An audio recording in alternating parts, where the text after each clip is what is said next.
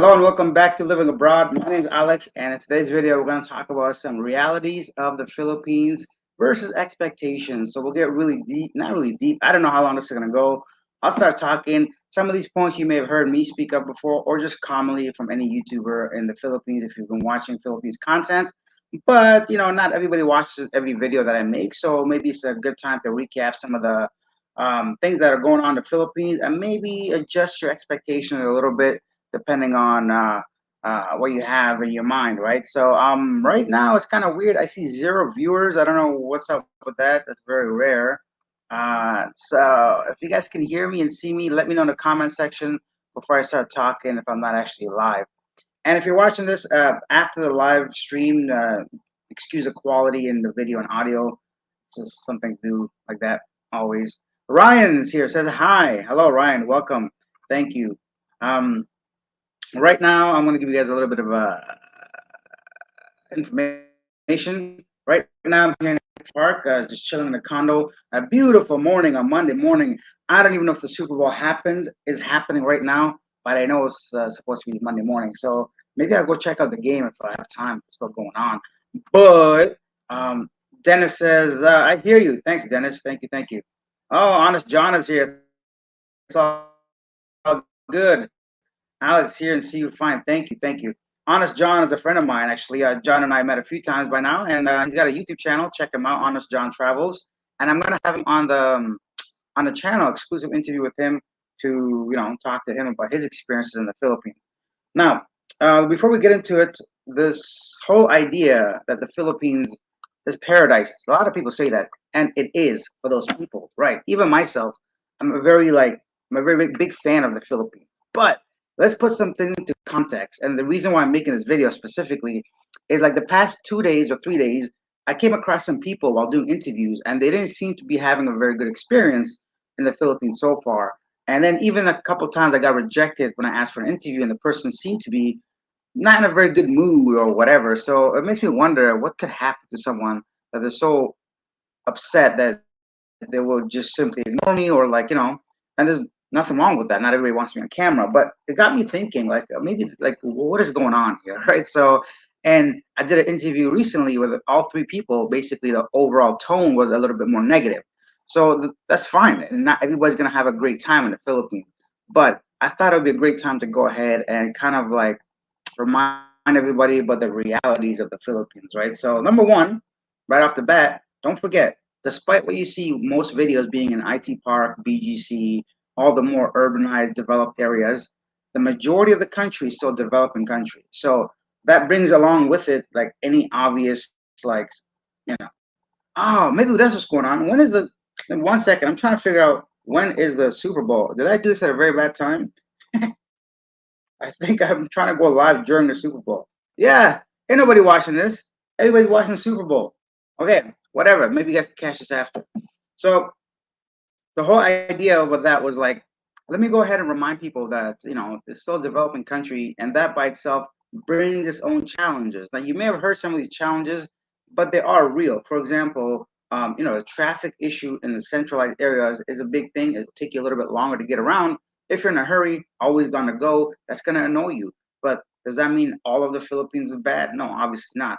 And a lot of this comes down to if you're here by yourself or if you have a partner, a girlfriend, someone that actually helps you navigate or gives a little bit of purpose to your everyday stay. I interviewed a couple people, and both of them said that they're not having a good time because they were a little bit upset about being alone. And I'm like, well, did you come here by yourself? Did you come to meet somebody? They're like, no, everybody said to go here, boots on the ground. Now let's talk about that boots on the ground. Yeah, that works well, like really well. That's my approach to meeting anybody. But if you're only here for 2 weeks, you might spend a week trying to find somebody. By the time you find them, if they're working, you only have 1 day out of the 2 weeks to meet them. So you have to understand the boots on the ground really works if you're here long term. If you're staying here longer than a month, or if you're gonna like live here essentially. Like for myself, I stay here months at a time. So boots on the ground works for me. But if you're here for 2 weeks, then I recommend at least try to get to know somebody before coming here. That way you maximize your time in the Philippines, right? And obviously people cancel sometimes or they show up late or whatever, and then you're just spending more time. But that doesn't mean like all Filipinos are bad or all Filipinos are unreliable, right? So those are some realities versus expectations. The other thing is a lot of women here, if you're talking to them online, they don't necessarily live in the city itself. They may put like Cebu City as their hometown or where they're living, but in reality, they live like an hour away, 2 hours away. It might take them half a day just to come into the city. They might not have like fare or like the bus fare or the money to get here. A lot of times, people don't have jobs here, right? So there's a lot of these little things that you might consider ruining your trip, but you have to be prepared for this. So the whole expectation where people say, yeah, boots on the ground works, don't expect it to work immediately for you, no matter what your age is. And I'll get to age in a second.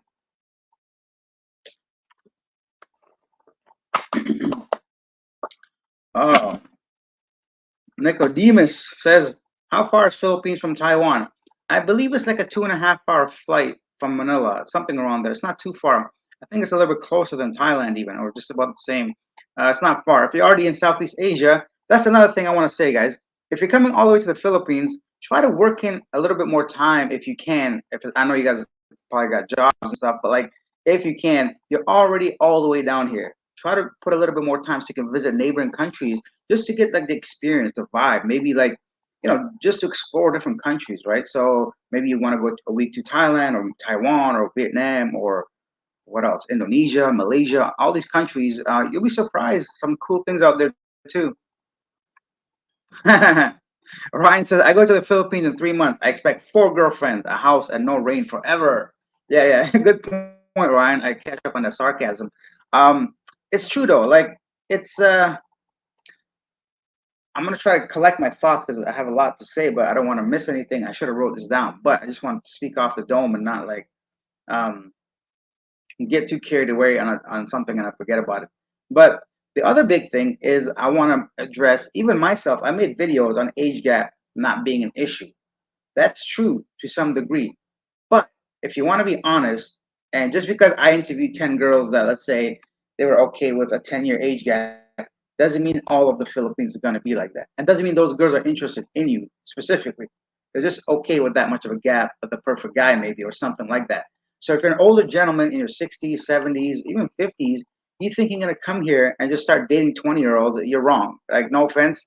You're wrong. Not no offense, but don't get this idea just because this YouTuber has a beautiful young wife or that YouTuber is hanging out with the you don't know the backstory, right? You don't know what's going on in the relationship. You don't know if he's supporting her and her family. There's going to be lots of transactional situations, right? If there's a more than 10 years, I'd say age gap. The larger the age gap, the more money you have to pay it, basically, at some point. There's no 20-year-old online. First of all, any good woman would not be online. They don't need to be. And by good women, I mean women that genuinely want a connection. They're not there for your money. Maybe they don't have kids and they're not poor, for example. All these things have a huge factor in this age gap situation. It's like an unspoken rule, right? If you're older, you take care of your family. Some YouTubers may not come on here and just tell you straight up. Maybe they do. I don't know. I don't really watch other YouTubers. But the point is, there's a story behind everything. Now, does that mean it can never happen? Of course not. Let's say you come here, you start going to church, you start going to like meetup groups, you start hanging out at a specific cafe, and somebody genuinely likes you. That could happen, but that takes time, and a lot of us don't have that kind of time to wait around.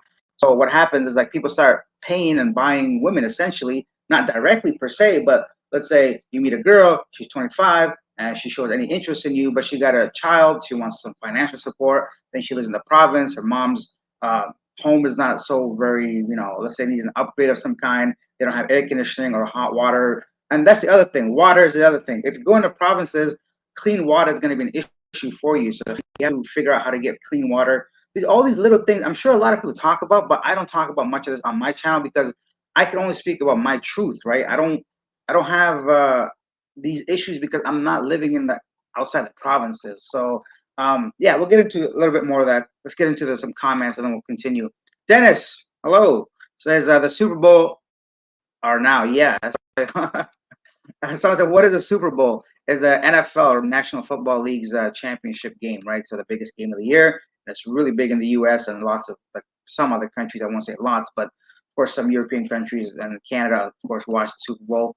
Ryan says, I expect young, attractive women to line up for me when I step off the plane. Yeah, those days are gone, my friend. I'm sure at some point somebody did all that, but nowadays women don't need you so much. Women have access to the world through their phone, and And I first noticed that in Thailand. Like, let me give you a kind of like a, I guess, a story. I remember when I first went to Thailand about 12 years ago or 10 years ago. I was so like, I don't know what the word is, but I was so excited and I felt so cool because every woman, even though they were like masseuse and working bar girls, whatever, would say hi, or they'll make an effort to talk to me, get my business, and it's still like deep down it felt nice, even though I knew it was like for money. Now you go to Thailand or anywhere, nobody's looking up from their phones, not even the working girls, not the masseuse people. They don't care. They know people are gonna come inside regardless. They're doing all the talking on their phone. And the same can be applied with the Philippines and getting off the plane. Nobody's there with your like a bunch of flowers waiting for you. Maybe if somebody talked to you for a while online. So when I go out there and tell you that it's easier to talk to Filipinas, that is true. It is. And do you have a better chance of getting a date here? Yes, 100%. But I kind of want to, set the expectations where they are. You can't come here and expect to find someone that's 30 years younger than you that really likes you for you without even meeting you or knowing you. You think you're going to be boots on the ground just running into people. Now the further away you go from the central areas, the more chances you have for that being a reality. But here there's a lot of things going on that I personally maybe don't show because it's not part of my life. Like, I know there's poverty. If that bothers you, the reality is a lot of people here are not like living in good conditions, right? Most of these apartments are owned by like either um, foreign investors, foreigners themselves, or even families with OFW, so overseas Filipino workers that send money back. So and then that's how they're able to afford some of these things. A lot of these things that are happening, but sometimes we don't really hear about because it's not affecting the YouTuber directly, so they don't really mention it, right? So I'll try to set more examples in a second, but yeah, I don't know. I feel like I'm rambling, but that's the whole point, right? So James Lindsay says, hello, hello. Oh, excellent question. Mariah said, what's the best way to meet girls? Now let's break that down a bit. The best way in the easiest way, the good girls, the good quality girls, or like you want anybody? Are you talking about sending money, exchange for fun? So I'll give you both scenarios. Right now, if I were to meet a girl personally, I would not go online because I'm already here in the Philippines. I don't have a time restraint for me, right? So the best way I would meet girls is just in open air, general public. I mentioned this a lot. Maybe it seemed like a lot because I talked to a lot of people. Maybe I haven't mentioned it online here enough. But the best way for me to meet a woman here, every day my routine is this: I go to a coffee shop, I go to some kind of a restaurant, I go to the mall because I do interviews. I'm out there. So when I'm out there, there's a lot of opportunity where I cross paths with a woman that is attractive. And usually that's when I like, work my thing or so for example, if somebody's in front of me getting a coffee, I simply ask them a question, excuse me, can you recommend something? It's my first time here. Even though it's not, they may know it's not, but it's an excellent way to break the ice. Same in a bookstore. If you want to walk into any bookstore, a lot of them are younger women, so maybe find someone that's not that young because there's a lot of teenagers there as well. But in the bookstore, for example, I ask for recommendations. Excuse me, what book do you recommend? What are you reading? Any stupid excuse. It doesn't have to be like a pickup line. The point is over here, as long as you say hello to people, trust me, they'll say hello back. It's not like the West. They will not shit on you for trying to approach women here. They won't put like a camera there and try to bait you into talking to them like all these people going to the gym. I'm like, what do you expect? You have a camera set up here. Someone's gonna walk by and look at you and act like a fool. Anyway, that's a whole other story. The point is, that's the best way to meet women here. If you have any kind of interest, like let's say you do travel to island, there's groups online on Meetup or on Facebook groups. In general, organic way of meeting people. That's the best way because already they have the same interests as you. They want to go out there. They want to explore. They want to go hiking. They may be the outdoors type. So that the unknown is a little bit out there and it's out of the way and you can talk about some of those things. So in public, in cafes, bookstores, restaurants, to meet some of the women that are working already because it already shows a lot about a person that they're not probably out there maybe selling themselves for money because if they're going to be working for 400 pesos a day and they won't be doing that because if they were doing that then they wouldn't be working kind of thing. So it reduces the chances of women that are interested in money in that sense, and they're hardworking, they're responsible, and they're usually a bit better to get along with. They speak English, obviously. A lot of food stalls, like when you go to night markets, there's a lot of pretty girls working there anywhere from 25 to 45-year-olds working, and you just talk to them. Is this your place? Do you work here? Do you own this place? Any excuse, or what do you recommend to eat? Is this spicy? Ask any question, and that dialogue opens. And when that opens, like, you can ask them, are you single? Are you seeing somebody? And they say, oh, no, no, I'm not single, sir. And then you just go and build from there, right? So that's the best way of meeting me. But if you're abroad, then obviously online would be the thing, right? So if you're living in the US, Canada, anywhere in the world, and you're talking to Filipinos online, you have to be very open and understand you're not the only person they're talking to. No matter what they tell you, it doesn't matter. They're online for a reason. And why would they be on an international dating site if you are the only person they're talking to? It doesn't make sense. And even if they get offline, off that site, they have a second account, for example. Um, so when you're speaking to girls online, there's a lot of red flags to watch out for. You have to be realistic. Like, why is this 25-year-old talking to a 65-year-old? For what reason? Like, she can't find a 25-year-old around her neighborhood. And one of the most common excuses they say, oh, uh, Filipino guys are lazy. They're not lazy. That's just your way of basically ending that question as to where's your ex or where's your baby's daddy, or like, why don't you date somebody your own age? Because that basically answers your question, and you no longer have to talk about it and bring up the obvious that why are you on a dating site across the world?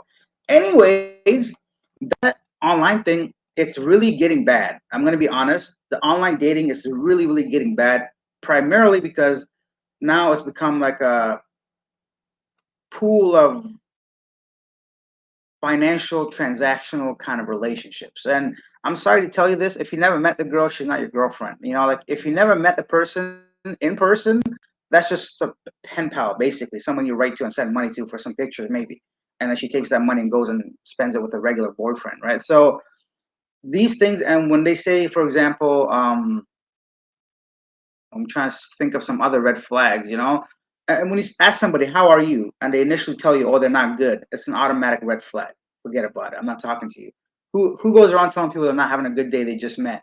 That's just setup for the next question. Oh, why are you not feeling well? Oh, you know, I'm sick. I need money for medication. So money, obviously, it's a big red flag. Stop sending women money if you, even if it's $10 or $20 a day, a month, a week, because they're doing that with many people. So online has become this place where people go to get money from you, essentially, one way or another. It's really rare to find someone that's genuinely looking for connection online, because those people have lots of opportunities in daily life. They have their own like life to live, and wherever they go, they have those groups of people around them that would be interested in them. But so I would do it in person. Surrey case. I did Hong Kong, three islands, Philippines, and Taipei in 2.5 weeks. Covered a lot of territory. Planned well, and it can work. Yeah. Okay. Let's talk about that. Right. What you see sometimes, your expectations are maybe what you see on YouTube. So somebody might show you how they went to three different islands. But let me give you another example. They went to Mualboal, Bantayan, and Malapascua, and you might see that in one video, right? Let's say you see that in one video, and you think that might take 2 or 3 days, but in reality, that's probably a week worth of travel, and they summed it up into a very short amount of time. Because in the Philippines, unfortunately, because there's thousands of islands, the connection between the islands is not always smooth and consistent. And then you got to consider road conditions, weather conditions, scheduling conditions, conflicts, and then you have all these things to worry about. And before you know it, you spend all day traveling something that could be 2 hours in your home country. So if you're not mentally prepared for that, if you don't plan your day well enough for that, that can really like put a bad taste in your mouth or a bad experience. And it's nobody's fault but our own, because of our expectations, right? Because here things don't run the way they do in Canada or the US. The roads aren't paved and long and go for hundreds of kilometers or miles. They got other things along the way that, that's been here for century or millennia that they can't move out of the way. For example, they have one lane roads that maybe somebody's selling potatoes. I don't know if it's potatoes, selling like food. There's dogs. There's some like little shops, and there's a big ass truck trying to carry some cargo wherever. So that's why there are delays, right? They're doing their best. I can see there's efforts being made all the time to try to solve these issues, but it's going to take time, is the point. So whatever we see online sometimes is not reality. So, and then one more thing I want to mention: you come here and you have one or two bad experiences. It's not fair to blame the whole country, you know. So that's one thing I want to. I know generalization is easy to do, but let's say I came here and somebody wanted money, and they just kind of, I know you should know women want money one way or another. even in the U.S. and Canada, you think somebody doesn't want you to have six figures, someone doesn't want you to have like a six pack or be tall. The same thing over here. Women don't change. All that changes is that bar. So you don't need, let's say, $100,000. You might need $10,000. So my point is, you can't really run away from your problems. Don't come here expecting that the Philippines is gonna fix your problems. It's not. You're the same guy you were back home, just a new environment. What you can't control is how you do and how you adapt and how you change your environment, which you have. Let's say you move from that country to this country. I'll get into that in a second too, but I want to read this because somebody, oh, James Lindsay, a member of the channel, new member. Thank you, James. By the way, yeah, guys, if you want to check out memberships, I don't really talk about this anymore because yeah, it's there if you guys want it. But if you're a member of the channel, thank you, James. Obviously, you get super stickers and super thanks and all that. And obviously, I'll read your comment first. James, I appreciate that. Anyways, let's get back to the stuff I was talking about. Let me have a sip of my water because now we got over 44 people watching this. So I guess the Super Bowl is not as affecting my. Usually I have about 50 to 100 because I don't do live streams as much as I used to. I've slowed them down a bit because I'm so busy. If you guys have any questions, ask them. I'm going to have a sip of my water and I'll get back to you in a second.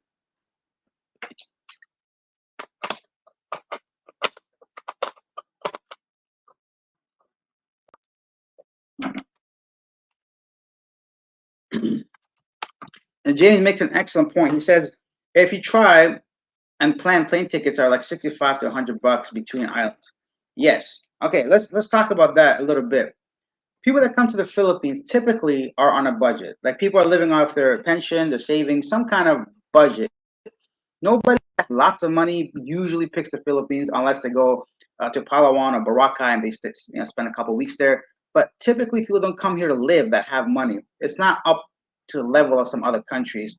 There's no disrespect to the Philippines, but you're still catching up to your neighboring countries. You're still putting in the work, and hopefully one day the Philippines can attract those elite retirees, for example. So people that come here typically are on a budget, and they're not always taking flights, right? Plus, a flight from Cebu to Palawan is not 60, 70 bucks. It's more like 300. So it depends how far you want to go, right? So, and that kind of deters people from making these plans and flying more than once or twice. But James is right. You can get really inexpensive flights within some of the islands itself, like within the Visayas or Mindanao. Just within the islands, it's really, really affordable if you're not going off to some exotic place. So if you plan it, you can achieve it. Sorry, guys, let me try to catch up the questions. Frosty the Snowman says, good morning. Good morning. Oh, yeah. Ryan, that's a great question. Over here, family traditions are still important. People still want families, and there are big families over here, right? So, yes, over here, a lot from my own experience and talking to people, a lot more women are open to families than there are in the West. In the West, I feel like it's more like me, where here in the Philippines is we. And I think that's why a lot of men are expected to at least contribute to some degree to the family expenses. And it's fair. You're coming from a very strong economic background to a family that you consider is now your family. I'm not saying be taken advantage of, but you have to be mentally prepared that you might be asked or hinted at contributing to like a party or like, if they ask you to be somebody's, what do you call that? Godfather. That's what I'm trying to say, or whatever, right? That's because they want to know, they want to feel like you're there for support as well. And some guys will get taken advantage of. I'm not gonna lie. There's gonna be women here that just want you for your money. I've said this like 100 times, but it's the reality, right? But it's up to you, right? You're the guy. You're the man. You're the guy. Like you're the man of the family. So if you want to say no to something, feel free to say no. And if she has a problem with that, then maybe she's not the one for you, right? So draw that line. I know people that give allowances to their wives and girlfriends because they don't want to deal with any unforeseen like situations. So I say, here's $500 a month. You do what you want with it, with your family, with any kind of illness, medication, bills, renovations, all that. Don't bother me the rest of the month. That's in my budget. That's all I can do. So go away. Obviously not in those terms, but like, yeah. So some people do that and it works for them. But don't forget, no matter what's going on, you're always going to pay more in the West. So that's another thing, cost of living. Let me talk about that a little bit because the women in dating is always there. We're going to talk about that till we're the blue in the face. But somebody said that they could live like a king here for under $1,000 recently. I've always maintained that you need at least 1,500 to be comfortable. That you cannot come here and live like a king for under 1,000. I don't know what kind of king this person's talking about, but if you want running water, hot shower, air conditioning, if you want some kind of internet stability, if you're working or you're watching something or you're just online working, if you want Western restaurant options, if you want to be centrally located, if you want to be close to like embassies and visa stuff and hospitals and have infrastructure around you, you cannot live for $1,000 here. I mean, you could, but you won't be a king, is my point. You will not live like a king. To be comfortable, in my opinion, and my experience of being here for like 4 years in and out, you need about $1,500 to be very comfortable. And then that's just like I said, if you want all those things. If you want to sacrifice some of those things, then yeah, you can live under 1,000. But then that's not living like a king, is it? A king is not going to take a bus every day, is he? Like, and there's nothing wrong with taking a bus, but I'm saying that's not a king, right? So get this idea out of your head. If you go somewhere on a beach, rent a villa a month, that's the type of life you want. Peace of mind without any noise, basically. There's gonna be noise from the animals like roosters and dogs, but I'm saying street noise, construction noise, noise from like pollution. Yeah, pollution is big here, and like the whole city vibe. If you don't want that, if you want to go live somewhere on a small little island, small little beach, have your own little life, peace, yeah, you can live like that as a king for under 1,000. But if you want to party, if you want to enjoy, not even party, if you just want to enjoy your life, go out, eat every day, that kind of thing, you're not gonna do under 1,000. Um, yeah. What are we talking about here? Frosty says, Ryan, you need to approach them. You need to adjust to meet girls because most of the time don't have time to date someone. They're more career oriented. Some of them, yeah. And I think a lot of time that's the excuse now because they don't need you anymore. I want to say this part too. Back in the day, I don't know specifically, basically before the internet. Before the internet, before the Philippines, I mean, people have been coming to the Philippines forever, so that's nothing new. But I think more and more men are aware of it now because of Philippines videos like mine and others that showcase some of these women, some of the lifestyle, some of the places, some of the cost of living. It's very attractive because of the visa situation where you can stay here up to 3 years without having to leave the country. Most countries allow you 30 days maximum, 60 with extension. Over here, that's like 3 years you can stay without leaving. I mean, they're considering making that shorter, but right now it's still 3 years. You just have to keep extending your visa. My point is, and everybody speaks English essentially. When I say everybody, I mean everybody in your daily life. Yeah, I'm sure some guy that doesn't down there working construction, or they may not be fluent or a little bit shy. But the bottom line is you can have a greetings kind of conversation with anybody here. Anyways, so those things back in the day, let's say 15, 20, 30, 40 years ago, maybe during your military service days, you used to come here and you felt like a superstar. You felt like the shit. You felt like people were looking at you. They wanted a piece of you. They wanted to be in your life. Those days are gone, my friend. Like, I'm gonna be honest. Like, if you're coming to Cebu, nobody's gonna give a shit.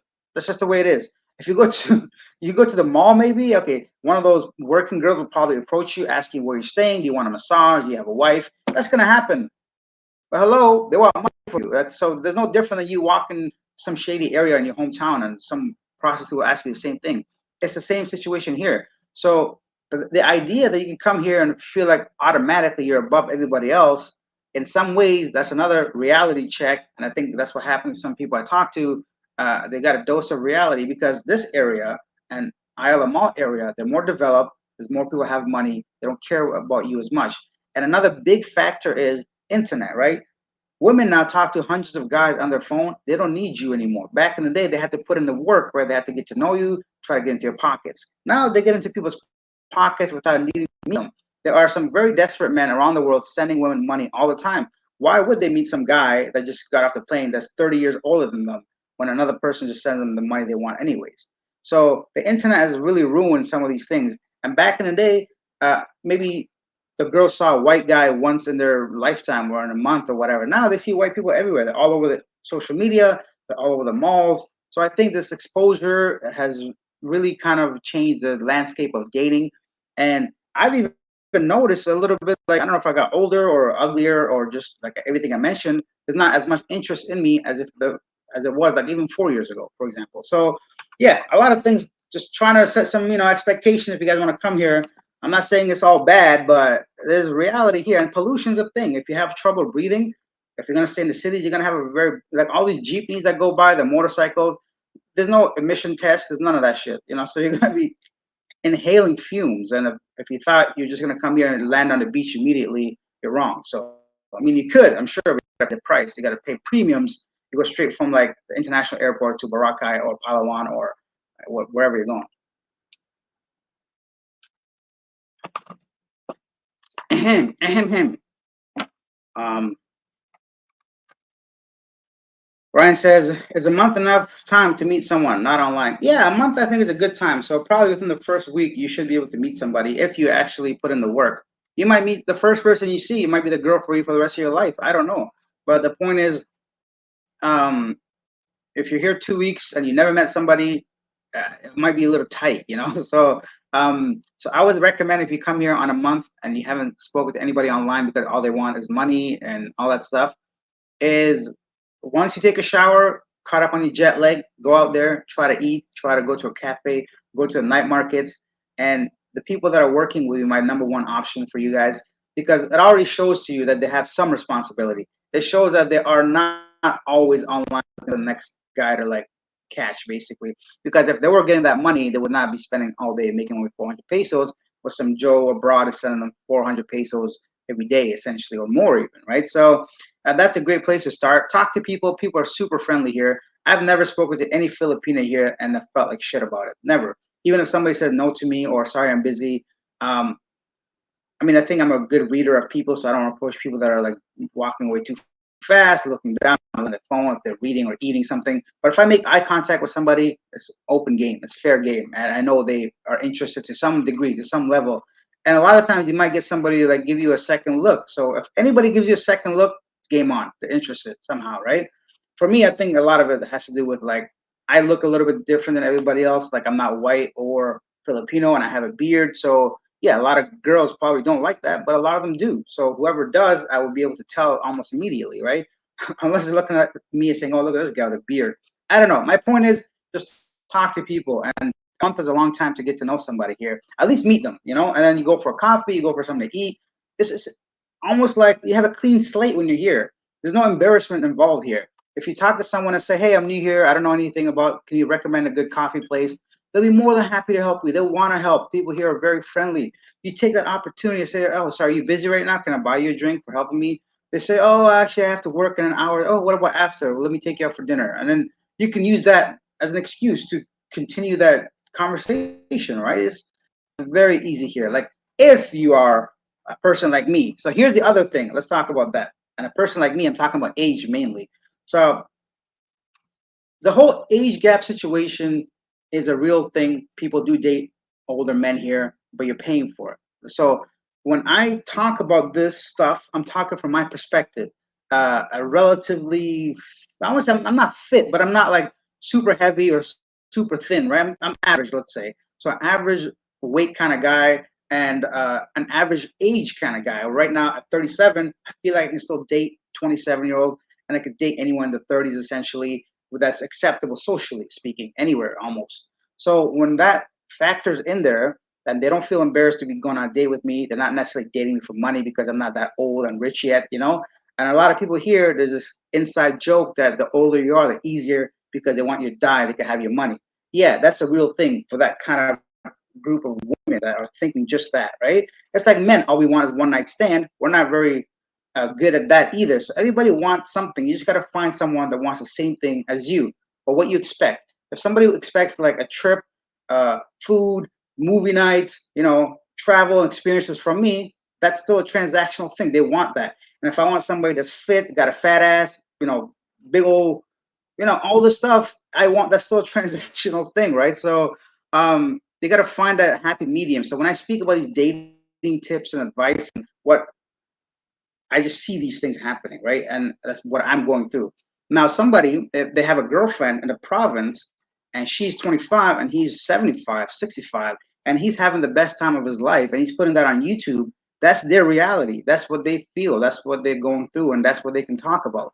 Doesn't mean you're going to come here and have the exact same thing. You might come here within a week and say, this is a shithole. I can't walk around here because I'm stepping on doo-doo everywhere and there's no paved sidewalks, and you might get really angry if you're not aware of these things. But they are here. That's the reality. This is a developing country. There are barely any sidewalks unless you're in like private area like Ayala Mall, Ayala Business Park, Ayala, all these places are private properties. That's why filming is you need a permit. So this is something that nobody really tells you, do they? So this is what I'm talking about. When you have these expectations and reality comes across, and you might really be really disappointed, you can't go and blame the whole country and say, this and that. So yeah, keep that in mind. Let me go back into this in a second.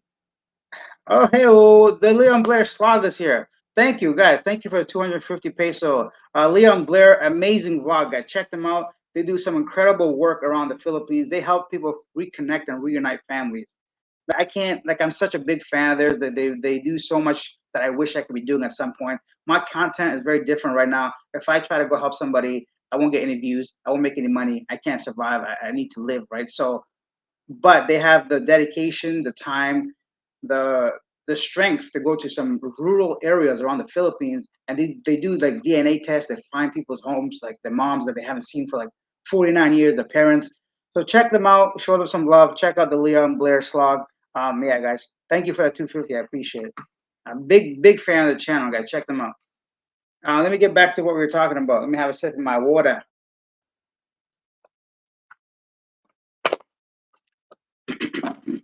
Let me talk about pollution a little bit because pollution is a real thing. Um, the reason I don't talk about pollution so much, I think it's because I got used to going to so many polluted countries, to be honest. If you're coming here for the fresh airs of Canada, you land in Manila, you might throw up immediately. And it's not just because it's the Philippines. This is because almost any developing country around the world. I went to India. I think one of the only times I got sick was because of the air pollution. I started getting patchy beard because the pollution was so bad. So here in the Philippines, it's still there. It's not as bad as Chiang Mai in Thailand during the burning season. So it's not that bad. It's not as bad as India, for example, and some other places, but it's still very bad compared to Canada, right? So or maybe some of the U.S. states you're coming from. So wear a mask if you're taking a jeepney, if you're just walking around more than an hour or so. So that might kind of catch you off guard if you're in the major cities. In Cebu, it's not so bad, to be honest and fair. There aren't as many jeepneys in Cebu.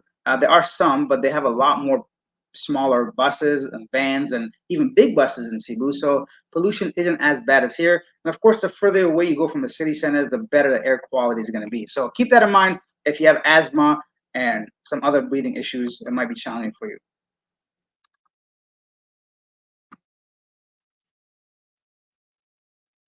Surrey Case says, agreed. Lower your expectations and enjoy the journey. It includes flight delays, missed connections. I expect this will happen.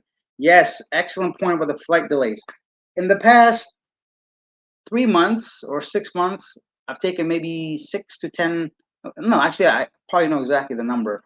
I've taken 6 flights, 8 flights, sorry, 8 flights with Cebu Pacific and Philippines Airlines. And from the eight, five of them, yeah, or four of them have been delayed.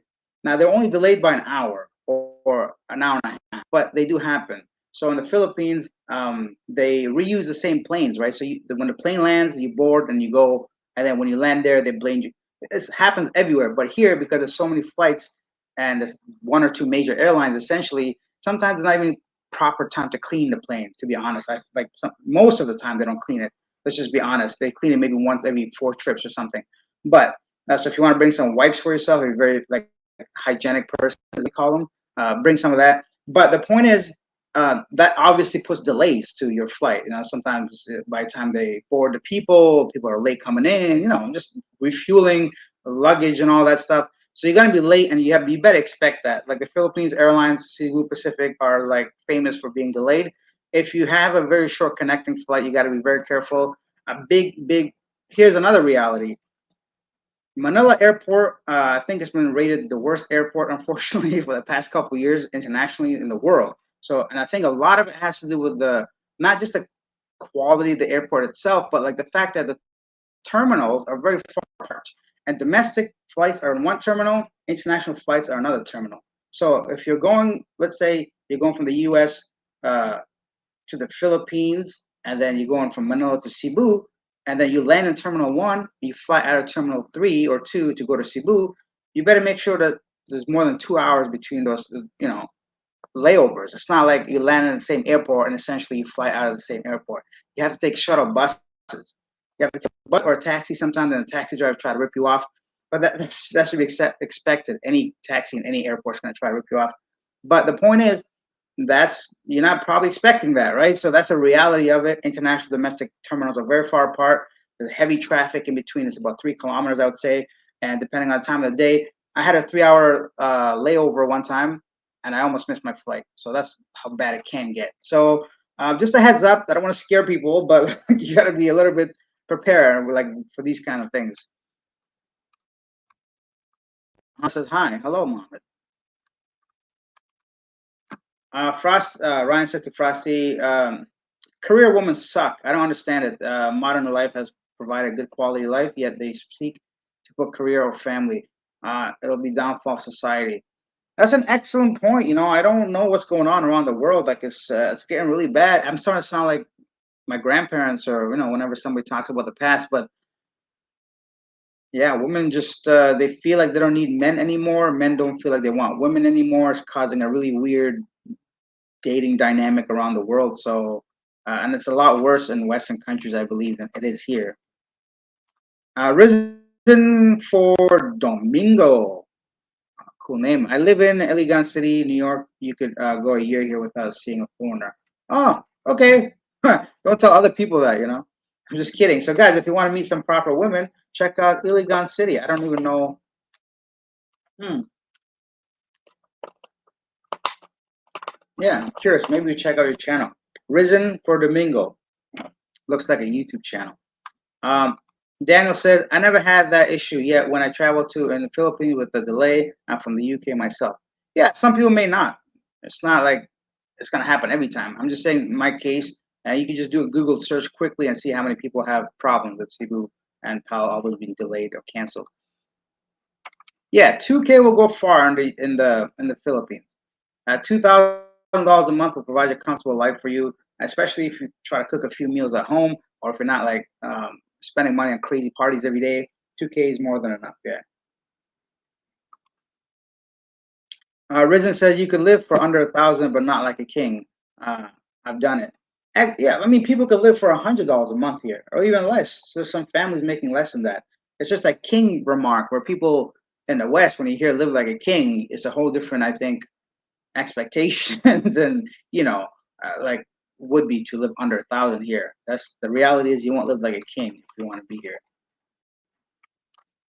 Mr. Adobo says, why would you move 10,000 miles away to get shaken down by extended family? Women are the same everywhere. Better off stay single. Yeah, some people like that. Some people want to be single. No need to get married and try to take care of somebody's family.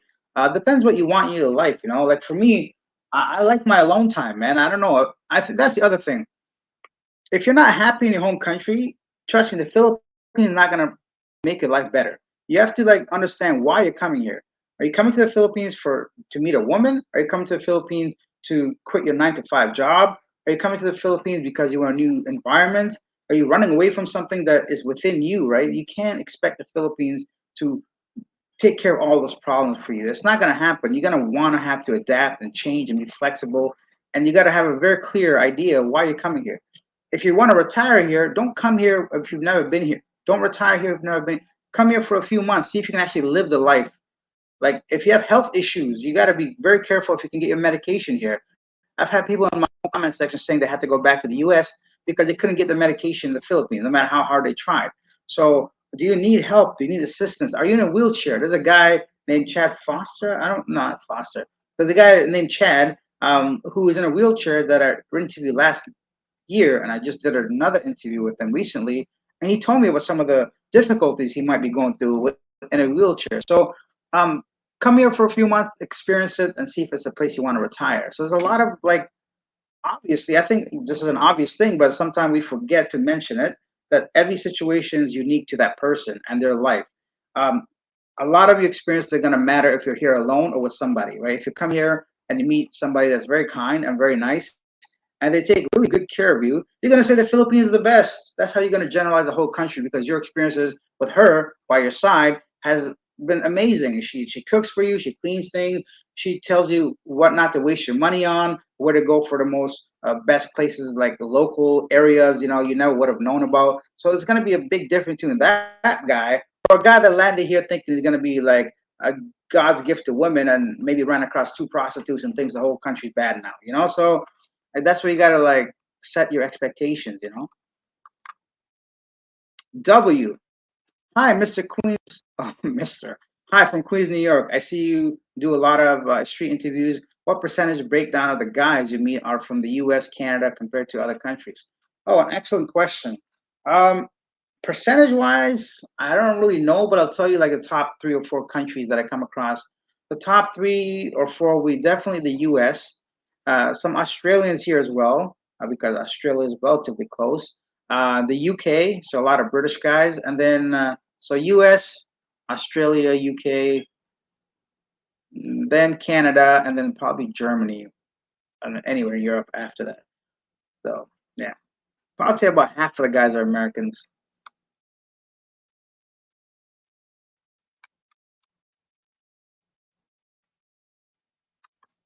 Okay, let's talk about this for a second. So Frosty, from my understanding, you might be a Filipino. So um, not that it matters, but like we have a discussion with Ryan and Frosty saying, "What are you talking about? They're earning their income for their future family."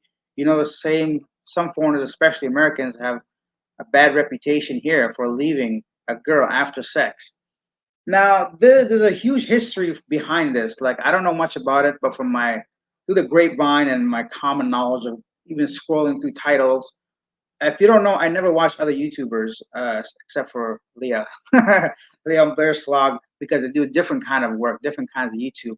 Um, for my, I just it's hard for me to watch other YouTubers because first of all, the environment itself, the community of YouTube, especially in the Philippines YouTube community, it's a bit toxic to be honest. A lot of drama and all this stuff.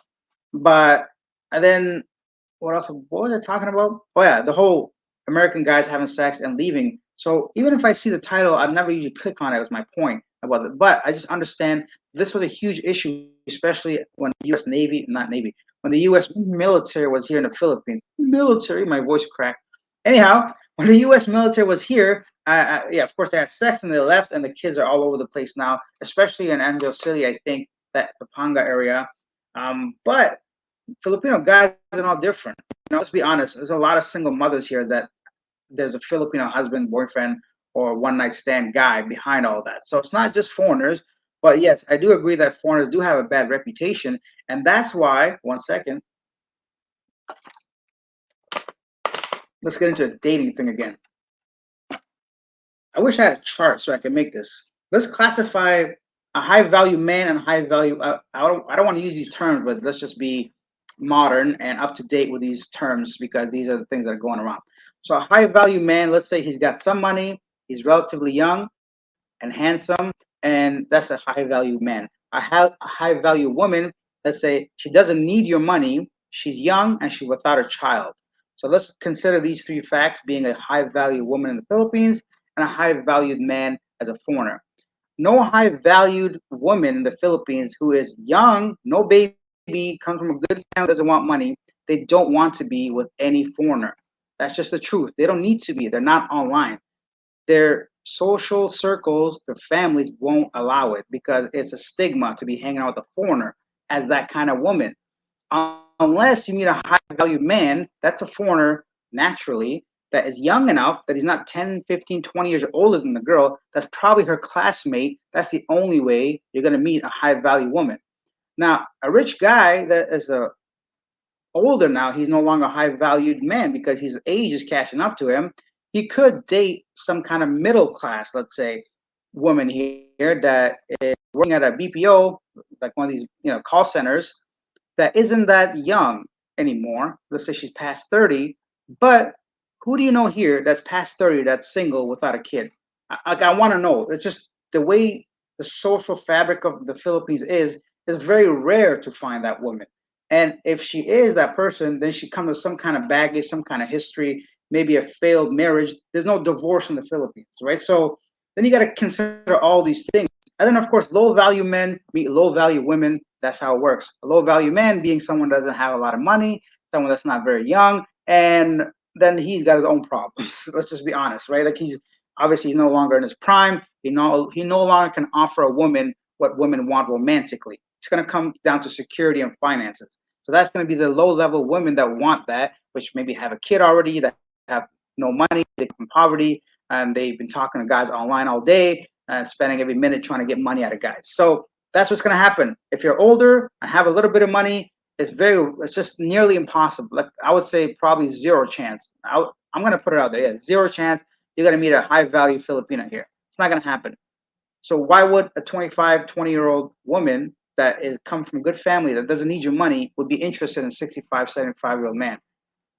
Tell me, there's really no reason, right? So the same thing can be applied in the West, but the difference is Western women, they want that really, really high amount of income. You come here with some money, and if you're okay because you no longer want kids, you don't mind having someone that has a kid, and you don't mind paying a little bit of money to get this woman, that's fine. I'm not saying there's anything wrong with that. It's just like a matter of expectations versus reality. So when you see somebody online that's got a beautiful young girlfriend or a wife or something, there's a lot behind the scene that you don't see. There's a lot going on that nobody talks about, you know? And let me put this caveat in the middle of all this. The only way this would happen probably is over organically built situation. So let's say two people happen to know each other from mutual friends and they spend some time together, and over time somebody develops feelings. And that's that rare like Romeo and Juliet story that nobody would ever hear about. And those people are not online sharing their stories or nothing like that. They're living their lives.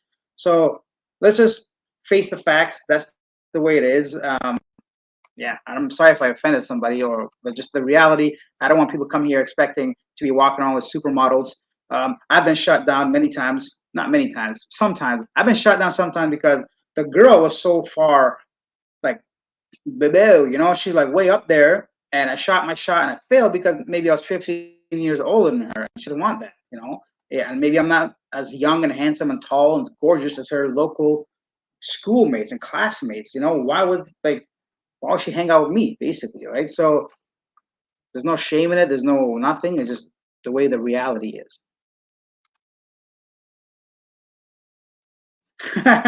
Yeah, what? I think I saw, was it Paul or Mark, one of those guys? I saw like the title was like I got into a fight. Like I said, I don't watch their videos, but like so I guess somebody got into a fist fight. I don't know. It's been a while since I've been in a fist fight, but I mean, sometimes you got to get your ass kicked to get reminded of something. I don't know. Somebody maybe could tell me a story here. I will read it, but I'm not gonna watch it. But I saw that thumbnail that flashed by. Somebody got no. Cebu isn't as bad. Cebu, there's a guy here named Carefree Chris. Shout out to him if anybody knows him. Tell him I said hello. He's a really nice guy. He seems like a really good. He's trying to build like a more positive community here. Carefree Chris is his channel. Go over there, check him out. He does some really unique, cool kind of videos, very different than my videos. So you guys want to check him out as well. Send some, you know, send some love that way. What up with AI? It's a very general question. Oh, I thought you meant AI as in like artificial intelligence, but you meant to say, "What up, Alex?" Yeah, Lewis. Not much, man. How you doing? Okay, okay. I think I have a feeling this is gonna be a long, long stream. Let me straighten up my back and have a sip of this.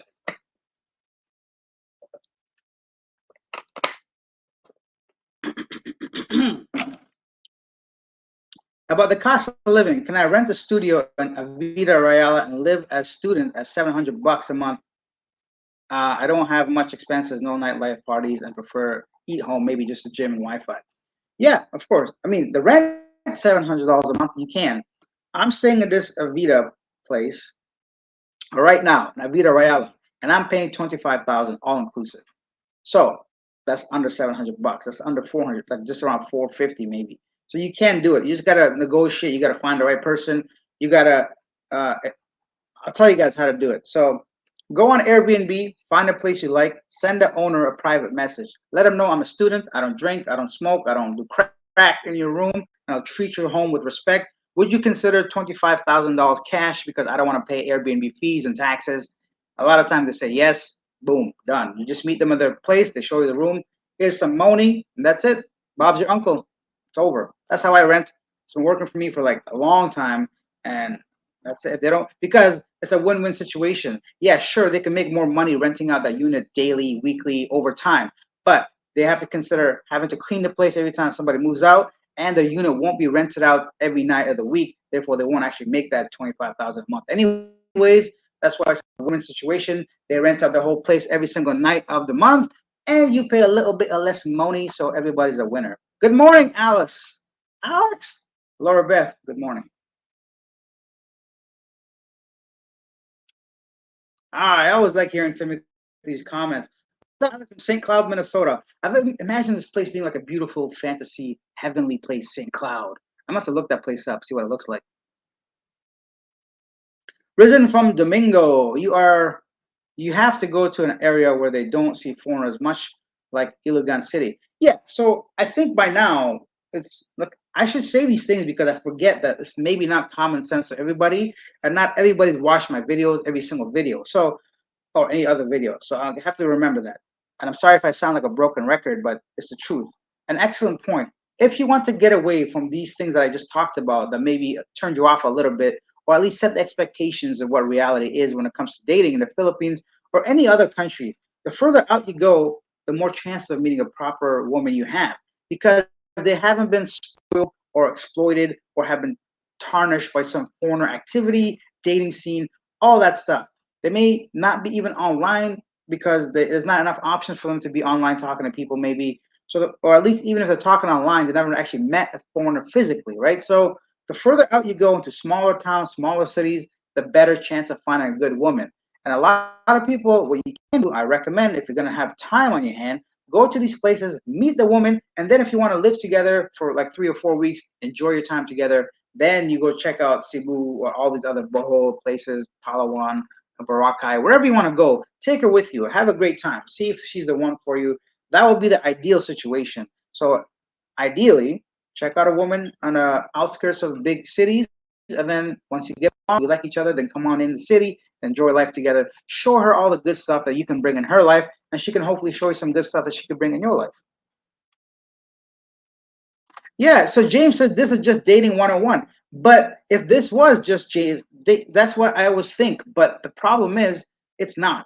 And that's why there's so many desperate men sending money to women they shouldn't be. What does that do? Ruin it for everybody else. So my number one thing would be to like, first of all, guys, where's your like, come on, where's your have some dignity? Stop sending some random woman money. What do you think she's doing with that money? She's definitely not investing it into your relationship, let's say. Right? So, but once again, I'm saying this from my perspective. I don't know what's going to be like when I was 70 years old. I have no other way of attracting a woman, probably except for my wallet and my dollar. So it's hard to like judge people. It's hard to really say or tell people what to do. Maybe that's what works for them. I don't know, right? So I'm not in that position. I only can speak for myself. If you're in my kind of situation, this is what you should do. If you're relatively young, relatively handsome, relatively, have a little bit of money and have a little bit of game. A lot of times women want to be chased a little bit. They want to feel like they have some value. So there's too much to try to like squish down into one thing. But everything I speak of is from my perspective. 37-year-old um, guy that's got no problem speaking to women, for example. So yeah, keep those in mind.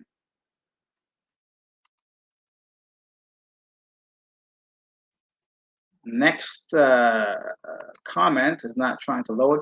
Jeff is here. Good morning, Jeff. Good morning, Alex. How are you? Filipino speaking skills? They're very bad. Have you been able to learn any more words or maybe talk to someone in the local language? No. So that's all on me. I am a very, language is something that I have a very difficult time wrapping my head around. I think I'm just stubborn in the brain.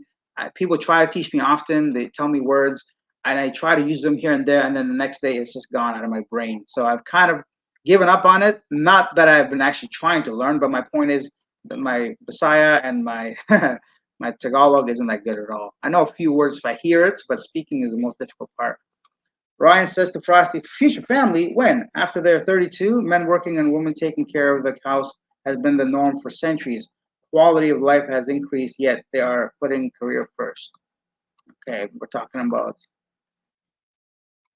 Oh, Ryan, great question. What is the best island in your opinion? For me, it's Cebu. Like that's why I stay here. Like best for my lifestyle. Right now, I'm looking for a few things in my life, and Cebu seems to have it all. Cebu for me has friendly people, excellent infrastructure for what I do, lots of people, lots of foreigners, and it's close enough to all the beaches. So, I mean, close enough relatively. Once again, you don't need to take a flight. It's a couple-hour bus ride or van ride to go to some of these beautiful islands. So for me, that works. If somebody wants to come here just for 2 weeks, that wants to just stay on like beautiful islands and all that, check out Palawan. I hear Baraka is beautiful. Even Bohol is nice. It's got some beaches around there. And then, of course, spend maybe 5 or 6 days in Cebu. Check out the most popular places like Bantayan, Moalboal, Malapascua, Oslo. Those places are very nice. So, yeah, that's what worked for me. Process, I agree. Right now, Manila Airport is really one of the worst. That's why I recommend you guys go Clark Airport or Cebu Mactan Airport. Yeah, definitely. So Clark Airport was decent. I was there recently, and I'm in Cebu often. So James says taxi drivers were the worst. Oh, make sure there's a meter in the rig before you get in, and make sure it reads 45 or 50 pesos, so you're not paying for the last guy. That's true. Excellent point, James. Once again, right, like you mentioned, one-on-one, dating one-on-one, not getting scammed one-on-one. But some people have never traveled abroad. I saw a guy yesterday.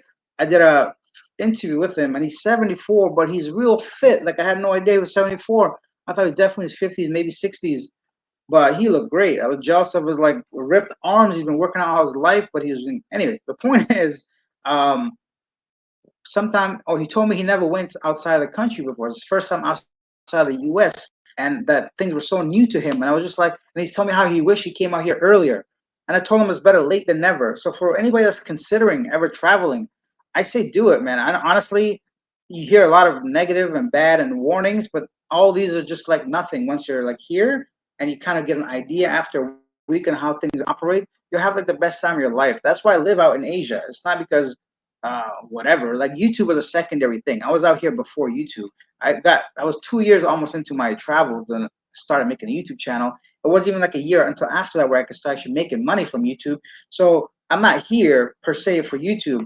And for the few people that mentioned this too, I don't know if like YouTube's gonna be my forever thing. So at some point maybe I'll stop doing this as well. I mean, so yeah, get out to Asia if you can, get out to Latin America, anywhere in the world. If you want to travel, do it.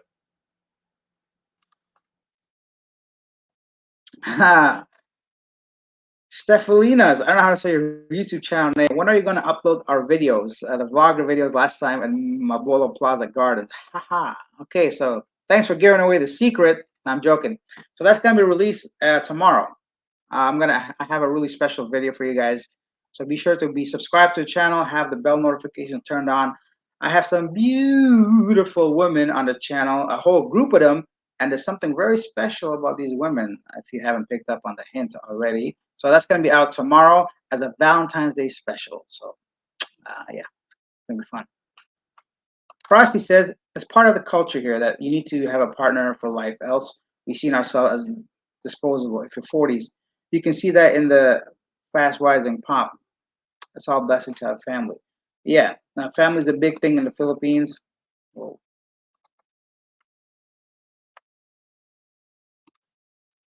Gdora says, I wrote this up, but I guess you missed it. I am 19, mixed black, and coming to Cebu soon. Are they cool with the black people, or it's a bit odd? Oh, so I did a whole video about being black in the Philippines. I think it's got over like 500,000 views by now, and I gave a chance for I think 5 black people to tell me their experience in the Philippines. I think, listen, racism from this is coming from a minority himself. I'm not black, but I'm also not white. So as a minority, you're gonna experience racism anywhere in the world. Actually, yeah, anywhere in the world. But in the Philippines, I guarantee you, it's less than wherever you're coming from. So Filipinos are racist in a curious term. A lot of young kids might call you the N word, but they don't mean nothing racist about it. They feel like they can connect with you if they say that to you. They feel like they're cool, or they have it's just lack of knowledge, right? So they don't know that it might hurt your feelings or the roots behind the N word or what it actually means historically. It's not like that. So if you hear that, that's another thing. Reality versus expectations. When I say The reality is you might be called, and if you're expecting that the Philippines is not racist, that it's not racism. Yeah, of course you're gonna have one idiot somewhere in the world anywhere you go. But here, racism doesn't hurt you and doesn't affect you, and it's not so what's the word, vicious as it can be with the word itself, racism. So only racism you probably feel is somebody saying the N word, probably some kid running around, or if they look at you and just think you're a basketball player. It sounds weird, but that's although it's racist in our terms of Western culture, you shouldn't think any black guy is a baller. So that's pretty much the only kind of racism you'll experience. Do Filipinos prefer white people? Yeah, it's no secret. They would prefer white people, but they still prefer a foreigner over a Filipino any day if you're talking about dating. Plus, you're mixed, so I assume you're kind of light, unless you're mixed with even a blacker person. Just joking. But yeah, so you're probably a light skinned black guy that's probably handsome because you're 19. Uh, any 19-year-old is handsome in my eyes these days because I'm like double your age. The point is, you'll have no problem meeting women. You probably have no problem with like racism because I've interviewed how many black guys on the channel, maybe 50 by now, and not a single one of them says that they've been discriminated against. To be fair, I did get an email once. There was somebody, I can't remember quite the details. Either way, so racism doesn't really happen here. WCV LA, will 2K a month make a Filipino feel financially stable with you? Yes, it does. I did a video on the channel, how much does your boyfriend have to make, or how much does he have to make to date you? And the numbers are mind blowing because it shows you, like, bear in mind, this could be just for the camera and they might be lying. But from their answers, at least, it shows how humble and simple and not materialistic women can be here. Now, the women I interviewed were all within their early 20s. They were all still young. They were still like, I think none of them had kids. Finances wasn't a problem for them. They probably had, coming from a middle class family. So they all said anywhere between 500 to like 1,000 was what they were expecting. So 2K, yeah, definitely. This is fun, right? We're an hour and 6 minutes into this live stream. I like it. I'm glad I did this. I was contemplating it because I was tired. I went to bed late. I'm like, but thank you guys for making this fun for me. I'm gonna have a sip of this. If you're new to the channel, you're sitting on the couch anyways, subscribe to the channel, like this video, right? And then write whatever you want as well, and I'll read it.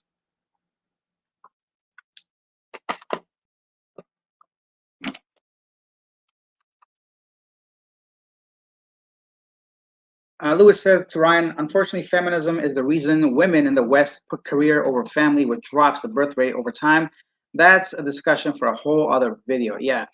Honestly, that whole feminism thing is so like annoying to me, but I don't know how to express my thoughts clearly. It's really damaging society. I think in about 10 years, we're going to have a real epidemic of Western women being single and complaining and putting it on the women. I mean, on the men. Because what they did was like in their 20s, they basically partied and went for the best guy that put them on like yachts and took them on trips. And now that they're in the 30s, they want to get married and settle down. But guess what? Those same guys want those 20-year-olds still. You're no longer in that category, right? So women, unfortunately, are going to find themselves with less and less DMs in their inbox, less and less messages, less and less offers. And before you know it, your biological clock is ticking. And now you're going to sit there and cry and blame all men for it when you had a chance to meet a nice guy that treated you well in your 20s. But yeah, you had a lot of time to find yourself. So you're going to find yourself lonely if you don't stop this nonsense. Feminists and those women that think that way. So one of the best tips or things I heard in my life that really stuck with me, somebody once said, this was on another interview I saw on TikTok or Instagram. The guy was asking an old man, like, what is the best advice you would give somebody? And like he basically said, if you find someone that truly loves you, don't let them go. And I was like, wow, that's like such a deep thing because it's true, right? If someone genuinely cares about you, imagine that someone that actually cares about you, not your wallet, not your how long you are down there, not like how good you are in bed or how much opportunities you can provide for her or what you can do. Like imagine someone actually caring about you. So why would let them go? And I'm like, that's like it just wouldn't leave my head. I'm like, that's true. Imagine someone caring about you the way you care about them. Pretty cool thought, right? So yeah, if women and men, if you find someone like that, maybe consider settling down a bit, Curtis says, why do you think that women in the West and other countries in Europe and your country change so much? They don't need a man.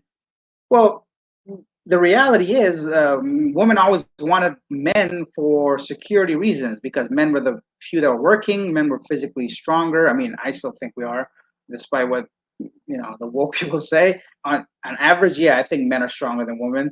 And then they needed security. Back then, they had no rights essentially to vote, to do nothing. So now that women are becoming more and more equal to a man, they don't feel like they need us for the reasons they once did, right? So I think it's very like straightforward in that sense because now woman can provide for herself. She can go get a job. She can have her own money. She doesn't need to settle for a guy that she once may have because he had money or at least was going to provide a family for her. I don't think it ever was about family as an, oh, I want a child. But I think that becomes an issue when the woman's internal like clock and motherhood kicks in and they want a baby. That's, I think it's going to be a whole different thing. But even that is becoming less and less, I think, um, what's the word I'm looking for? It's becoming less and less likely because women at a young age are being raised to not be women. So then that whole thing gets thrown out the window. So it's a shit show the way I see it, basically. So I don't know. I don't know what the solution is, but I think social media definitely doesn't help. Like all this TikTok and Instagram, everybody doing all these fancy things. Everybody taking luxurious trips, getting their nails done, wearing these beautiful designer clothes, rocking the most latest technology, and women want that. And what is that? Where does that come from? It comes from money. And if you don't have your own money, you want a guy's money. So, and if the guy doesn't have money, you want to go get your own money, right? So, I mean, it's a whole different thing to talk about this stuff. So maybe for another video. Um, James Lindsay says also the taxi drivers will take longer ways to destinations to get more fare from you. Happens all the time. One of the oldest tricks that taxi drivers use, they just go an extremely long way. That's why my tip for you is the first thing you want to do, no matter what the price is, when you get to any country, get a SIM card and data for your phone at the airport. If it's your first time to the country, even if it's not your first time, the best thing you can do is to get data load for your phone. And therefore, you can put into Google Maps. There's a huge bee out there. Anyways, you can put your destination in Google Maps. Press start when you get into the cab. Have the volume high so the driver can hear that you're looking at the map itself, and that way he's not going to try to take some random road to try and scam you for a little bit more money. Chugsy says, "You're live again, Spanian. Nice. Who was a Spanian guy? I think this is the second time somebody said I look like Spanian. I looked him up and I can see why he might resemble some of my features. Yeah, but I haven't checked out his channel.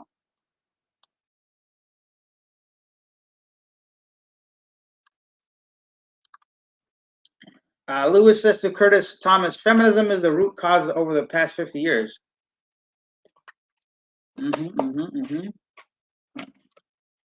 Actually, for me personally, the term feminism, I don't even know what it means, but I'm all for women having rights. Like, don't get me wrong. I'm not here telling people that women should not have any rights, but I think it's like to the point where it's overcorrecting itself, where they like just, I don't know, just gone too far the other way. It's, I don't know. So you need at least 2100 to meet a woman. Okay, Christian boys here. If you're an introvert type, secluded, you will be alienated in the Philippines. Define friendly. Yeah, you'll be shaken by extended family. Yeah, of course, right? Like I said, people are friendly to me. I don't know how they're going to be to you or the next guy or an introvert. They might bully you. They might call you this and that. They might say you're too dark. They might say you're too fat. And that's not being nice. That's just the way Filipinos talk, though, right? So they're very direct, straightforward. There's no filter sometimes. So just because my experience has been friendly, I mean, I think no matter what, though, Filipinos will be friendlier to you than you would feel in your home country. So that's what I'm saying. The friendliest people generally overall. And if you see any interview and I say, what's the best thing in the Philippines? I guarantee you, if you sat down and calculated the numbers, I would say probably 90 to 95% of people say the people are the best. So that we can't all be wrong, right? And I never filter any interview I've ever done. The only thing I edit out is my own mistakes. If I repeat the same words, if I or if I mess up with a question or something like that. Gurkha says WCB LA. For most, yes, but not so much in areas like BGC. Depends on the type of woman. Yeah, I mean, over here, like I said, the high class women, they're going to want the exact same things as wherever you're coming from. Gurkha's right. BGC is like living in any other modern city in the world, maybe even more expensive. It'll cost you a couple thousand peso just to eat dinner with somebody out there. So, yeah, it's all relative, right? And but BGC is one very small part of the whole Philippines, right? So to be fair, if we're gonna talk about the whole country, it's a lot cheaper. I would say probably at least one third of the cost that you're paying anywhere in the world, wherever you're staying, not wherever, but Western countries, right? So if you live in Canada or the US, expect your cost to be about one third about what you might pay back home. Now, is the quality as good? Maybe not. Here's another thing: expectation versus reality. I do these condo tours sometimes. I'm not too much. I'm gonna do one of this place later. But if you start looking real closely at some of these like designs, number one, like right now, I don't want to talk shit about this place, about any place, but there are some flaws you start to notice. You're like, wait a minute, why is this way or that way? Why is the plug there? Or like, you start to notice some things about the quality of the units themselves. But what do you expect when you're paying only 400 bucks a month for rent? You know, so once again, expectation with versus reality. You're not gonna get the best penthouse that you've ever had by simply paying $400 a month in one of the best areas of the city. So you gotta, yeah, figure that out too. My ass is getting sore, y'all. Give me a second. Uh, I'm sitting on one of these. I can sit on the sofa, but I like the light here. A lot of New York, or a lot of my representation in this channel today. Washington Heights in the building. Washington Heights. Okay, okay, okay. Okay, Billy is here. I think Okay Billy has a YouTube channel as well. Right now he's in Thailand. You guys want to see some different kind of content. What do you pay for the gym monthly? Can you recommend some place in Cebu IT Park? One of my very few um what's the word I'm looking for? Not annoyances, but something I wish was actually more of in the Philippines as a whole is a gym quality. Unfortunately, many of the condos don't have gyms. If they do, it's a small room, one machine each, and you have like four huge towers trying to use it. This place has an outdoor gym. It's just all rusty by now, so nobody uses it. And I think the one in the mall, I think the Anytime Fitness in IT Park is no longer there. I haven't seen it, but you expect to pay between 3 to 4 thousand pesos a month monthly, which is really high compared to you paying 15,000 for rent or something. Also, I know you're coming from Thailand, and every condo has a very nice gym essentially in Thailand. It's going to be very difficult to go from that to the Philippines. So you're going to have to pay here about 3 to 4 thousand pesos a month if you want a proper gym. You got to calculate the distance every day going there and coming back with either a taxi or a motorcycle taxi or walking or whatever. So it won't be as convenient as Okay Billy. I know you're in Thailand compared to there at least.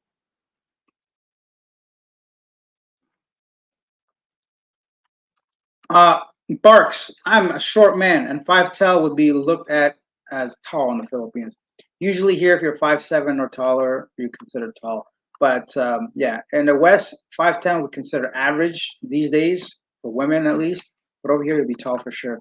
Okay, Billy, for an expat, do you get for an expat, do you get hit upon from ladies in the malls?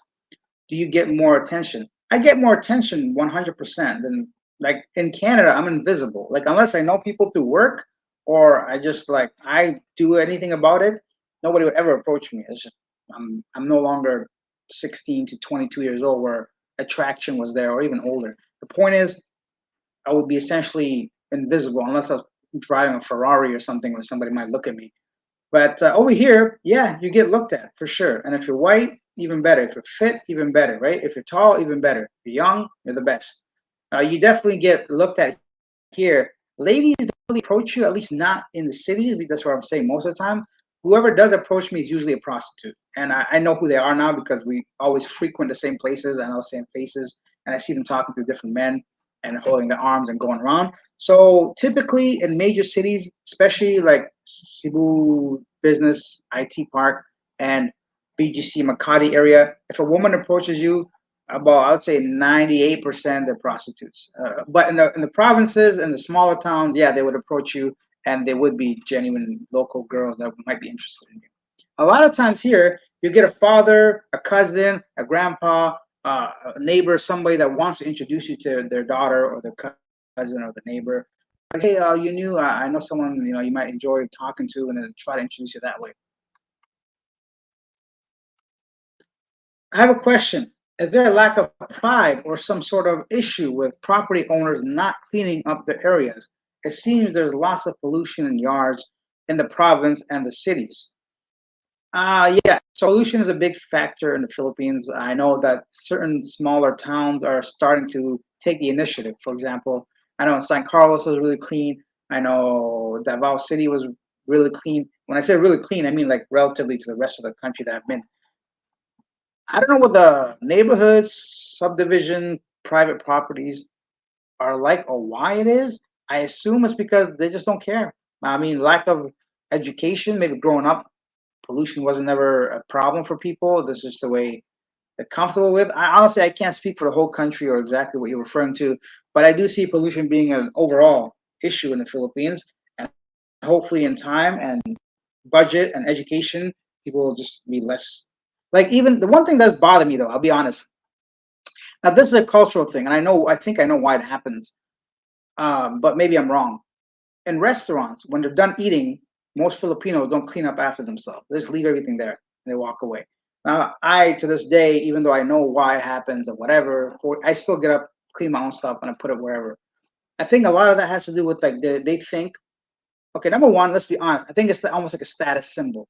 It's like walking out with a Starbucks cup and thinking you're all the you're the shit because you're drinking coffee, but like that somebody else will clean it after me because I paid for this meal. This is a sense of entitlement. It's a sense of like, okay, there's helpers in the Philippines, but I think a lot of it has to do with like, oh, they're providing a job for somebody else. If they clean their own tray and tables, then there might not be the need for that guy working around. But the problem that guy doesn't get around to every table immediately, right? So there's a lot of tables left with food trays on it, and then people that need to sit down and eat somewhere. So then it's a very small thing, but like this is what I'm talking about. So maybe pollution also comes from that kind of mentality. If I throw it on the floor, somebody that's going to do their job is going to clean it. And one more thing, the shopping carts in the mall. Here's another thing: expectations, reality. Maybe you expect somebody to push the shopping cart after they're done with it back into the right spot or somewhere. No, in the Philippines, people they just leave everything everywhere. So once they're done shopping and all the stuff's out of the bag into the out of the shopping cart into the conveyor belt into the bag, they'll simply walk away from that empty cart, and you have to physically move it out of the way. I don't know why or how this is a thing, but that's just the way it is. Because once again, I think they think they're providing a job for somebody that's coming collecting those carts, and a job for the bagger. It's a whole different kind of thing over here. Huh? Dream thread. You know what? Dream thread. I hear you, man. I try to help people. I tried to do a whole course. I had a whole free community up for a while. We had over 100 members. And then as soon as I start asking for some money because my time isn't free and it's an actual step-by-step process, it's not something I can just tell you, where I was willing to offer affiliate links, proper actual things to do, and people didn't want it. So yeah, I'm like, obviously demand is not there like I thought. It's too much to get into, but how do you get out? Depends on your age. I think if you're young, okay, I don't know. I'm trying to figure out how to do this.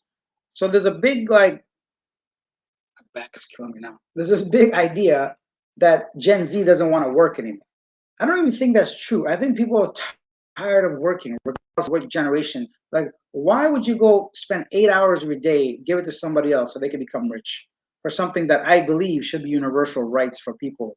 Food, shelter, and whatever the fuck it is. But my point is, like, I understand how economics work, and you can't just give away free stuff.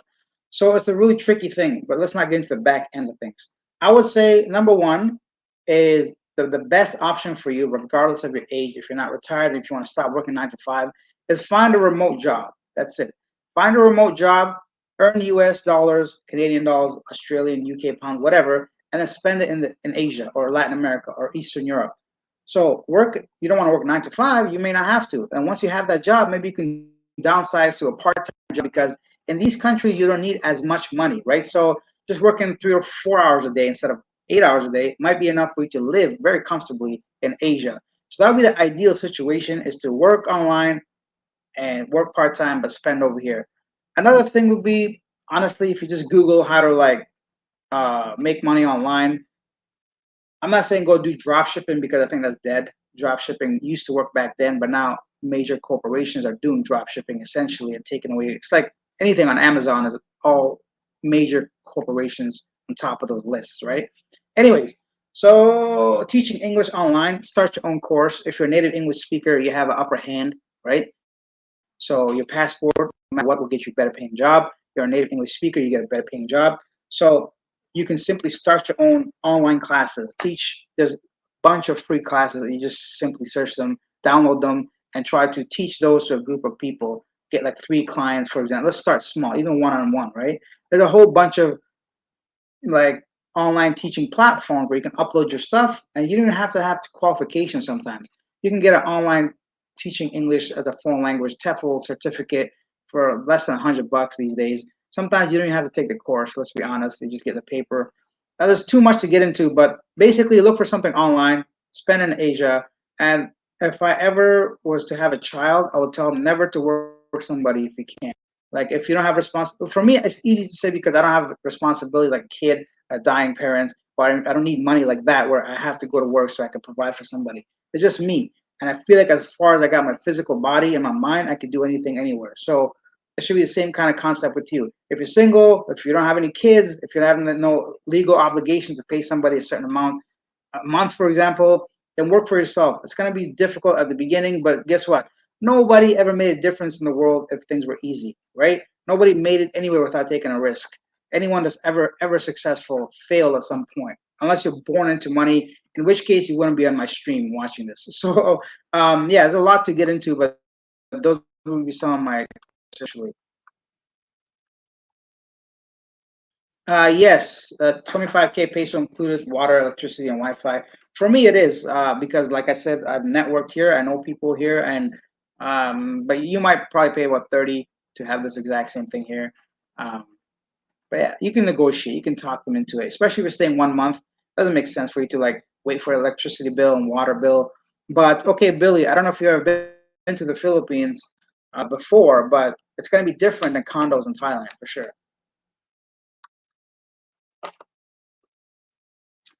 A fresh pillow cover says, "Do you get recognized a lot when you walk outside?"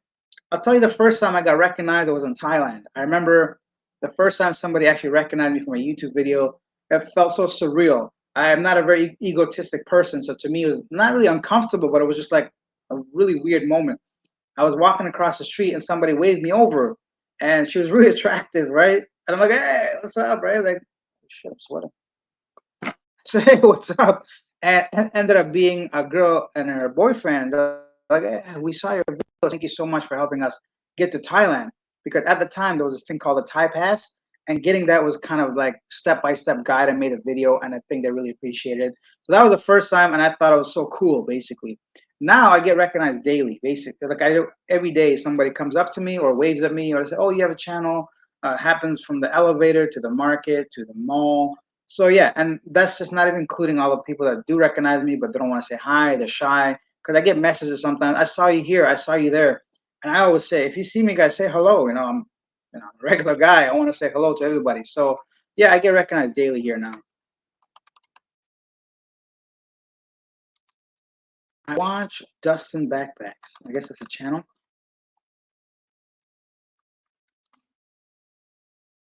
Kaloi World Travel says, "Hi, brother. I'll be in Davao until March 25th. Will you be around by then? Would love to do a vlog together with you." Sure, bro. Send me. I'm like, honestly, I'm like 1 week at a time kind of guy at this stage of my life. Send me a message, and if I'm around, I'll be more than happy to do a collaboration. AI Art Collective says, "Common sense is no longer common." Philly Hillbilly for breakfast says, "Screw the Super Bowl." Yes, screw it indeed. Watch me instead. Are you based in Davao? If you're speaking to me, I am not. I am based in Cebu City, but I was in Davao a couple months ago. Jason Shield says, "I started to like the Philippines and found out it was the side dude. She already had a foreigner boyfriend and she cheated with me. Any advice?" Advice on what, bro? If you're the side dude, you're the side dude. Do your part as a side dude. Smash whenever you want, and like, actually, I don't know. I wouldn't want to be sharing a woman, so I would. find another one. That'll be my advice. Which grown man is gonna be okay with another grown man inside the woman he's with? Not me, that's for sure. I don't know how those people do it. Like some people just like they're into that where they watch somebody do some stuff to their significant other. I'm like, really, man? Really? Really? Really? David Lutfer said this is for Jason Shields. Get a new one. The girl's no good. You know that. I think we all know. Yeah, exactly. David, you're right. Jason, man up. By the way, that's my second channel. Anyhow, you guys find that channel organically, subscribe to that one too. I'm not gonna share it because I know you guys will probably subscribe to it but never watch it. It's gonna mess with my algorithm. But anyways, let's go on to the next question.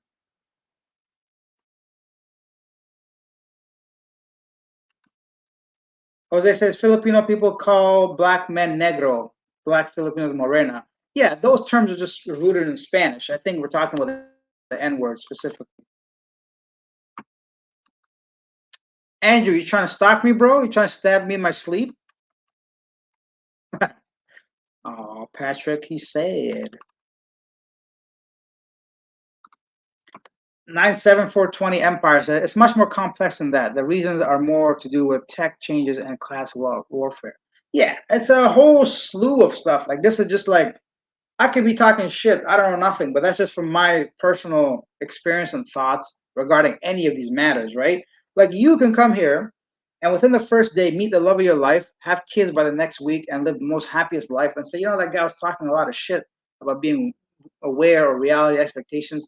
It cannot apply to you at all. A lot of you can come here and live exactly step by step through everything I said. Maybe you come here, maybe you get scammed immediately at a taxi, maybe your condo is trash, maybe the girl just took all your money, maybe the water and the brownout happened while you were here, and all of that, and you can have this idea that the Philippines is a horrible place.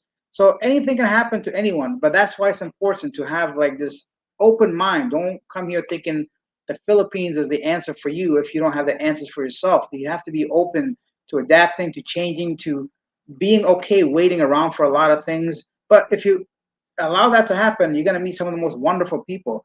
People here, like I feel so bad sometimes. They offer to help me with this and that. They drive me when I don't need a ride. Like they do so many things for me for absolutely nothing. They don't get nothing from me. Like they don't want my money. They just want to be polite and kind. People like they do a lot of nice things for me without even asking. They don't even know I make YouTube videos, you know. So it's not about the camera. Some people say, "Oh, it's easy for you because you have a camera, and that's why they're friendly to you." You know, I don't live my life walking on the camera, right? That's just like a couple of hours out of my day. Then I edit my videos at home or at a cafe where people don't even know. Like I say, I'm a YouTuber. Politest people that bring me free like chicken for no reason. Oh, we cooked an extra one, sir. We thought like people are nice. It's this nice country. Now, once again, this might not happen to you, but I'm saying I can only speak from my experience. So, yeah, it's too complicated to go through like try to solve some of these major issues socially speaking. Christian said, Alex, when you lease your studio, can you please share the length, cost, and whether you are not whether you pay 2 months deposit? Not sure how flexible they are on the 2 month deposit. I've never paid a deposit anywhere I stayed. Okay, that's a lie. I never paid 2 months deposit anywhere I stayed. I rarely ever pay 1 month deposit anywhere I stay. I usually pay about 10,000 pesos just in case the electricity bill and water bill goes over, right? So they have my ID. I say when you check out, I expect my money back on that day. So, okay, I'll tell you guys the problem or how things work. Many places that people want to rent you for 6 months or 12 months because the longer they rent, the more money the agent makes, right? And the owners, they don't want to deal with renewing or like going through the whole process every month of getting somebody new in there. But that's the key. You have to find, firstly, try not to contact agents. So whenever you go on Facebook, you see like, this is too much to get into, but like I have a video. I'll post a link on how to rent an apartment in Thailand, and you can apply that basically to anywhere. Long story short, I don't pay 2 months. I've never paid 2 months. I probably try to get out of paying even 1 month. If I'm staying long term somewhere, I might pay half of 1 month's rent and deposit, which I've always collected whenever I leave. If someone doesn't want to give you your like deposit back, take their TV, like threaten to take the fridge or whatever. Where's my money? I don't know how people don't get their deposit back. I don't understand. You're in their home. Don't leave. Grab something that's worth more than 10,000 pesos. Like it's not. I don't know. It's just to me. No, or some say that's just the way it is, and it's not just Philippines. It's everywhere in the world. I've rented places over probably 12 countries, 15 countries by now, and a lot of people say, "Oh, in this country, don't expect to get your deposit back. Don't expect to get." What are you talking about? What are you like? Literally, what are you talking about? Why wouldn't you get your deposit back? If somebody makes an excuse, you tell them, "Listen, you have until the end of the day to give my money back, or your TV's broken, your fridge is broken, and I'm gonna break everything in your house." Simple as that. And I'm gonna report you for theft because I have the message of where I gave you 10,000 deposit, or whatever it is. It's never come to that. My point is like I just don't. I would never tolerate somebody not giving my deposit back. The way I rent places, I go to Airbnb or Facebook pages. I offer them a certain amount of money, all inclusive, because I'm going to tell them I leave on this date. I can't be here past that, expecting to wait for the water bill so you can give me back my 6,000 pesos. It's like, yeah, that's I just go on Airbnb or Facebook groups. I tell them my price. I tell them that's how much they get, and I've never had a problem with it. Don't give in to people's demands. They can post whatever. It doesn't mean you have to accept it. James says the people were awesome. Truly enjoyed talking to and meeting all types of people in the Philippines. Go to the karaoke places. These are the best folks to hang out with. Oh yeah, guys. Let me tell you one more thing. For me personally, I think I live a very boring life in the Philippines compared to what the opportunity is out there. There are so many places you can go here. Like if you want to enjoy yourself in the Philippines, there's ample opportunity. There's live music, live bands, there's rooftop bars, there's clubs, like actual like discotheque clubs. I get off like I probably like once every week or two I get asked to go to a club. I say no, it's not for me. But like my point is if you want to put yourself out there, you can meet and have the best time of your life. There's like Facebook groups of traveling, like join in groups like local travel where they go to like Osmeña Peak for hiking or Cowston Falls or watch the whale sharks, go to Bohol on a day trip, go on like a city tour. There's like all kinds of stuff. Plus Airbnb has like Airbnb experiences. You pay a little bit of money, somebody shows you around the whole place. You can rent a car for like 2,000, 40 bucks a day, basically. Will take you anywhere you want in the city. They're gonna take you to like Temple of Leah. They're gonna take you to the gardens of this. You can do whatever you want, really. In the Philippines, you have complete freedom at a fraction of the cost. That's what I'm saying. You can't run away from your problems. If you're boring back home, it might be boring over here. It is what it is. But you got to get outside that, just negative thought process. Like when I go to the mall, for example, the social, everybody's offering to buy me a drink. I don't even drink, but so what? I can ask for a mango shake. I sat down yesterday 2 hours, even though I was in the middle of doing my videos, but talk to people because it felt like they wanted to talk. It felt like they wanted to talk to me, or you never know when you can network with people. I don't know where they're going. They said tomorrow we're going to Bohol. Whatever, you want to come with me? If I said sure, I would have been in a brand new experience, brand new place for 2 days, on somebody else's like offering. Like so. Just get out there, man. Am I rambling? I think I am. Anyways, my throat is drying up because the AC is blowing right into my mouth hole.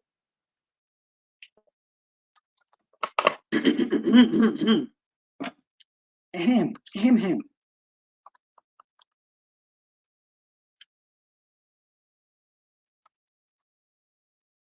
Huh? What's this? Something more media says MSKID, Mr. Skidmore. Anyway, what's the work situation? Yeah, you can't work here.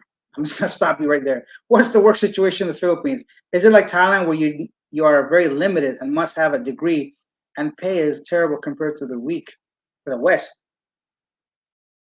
Okay, so I don't know a single person that works in the Philippines. The Philippines is not a place you want to come and work. Why would they pay you when they could pay the local a fraction of the cost? Like, what do you bring to this country? Nothing, probably, right? And if you're doing something online, then why not just do it online and earn US dollars? Here, manual labor is extremely cheap. And even to get the most basic job, people need a degree, so of some kind. And I think that's just to like, I don't know what's going on, but like either way, working in the Philippines, yeah, don't do it. It's very rare. Unless your job sends you to the Philippines and pays you that initial salary in your Western country, That's the most. Do not work in the Philippines, and they don't even need you for most reasons why other Asian countries might need you, which is your native English speaking, because people speak English here. Their entire academy is based around English speaking.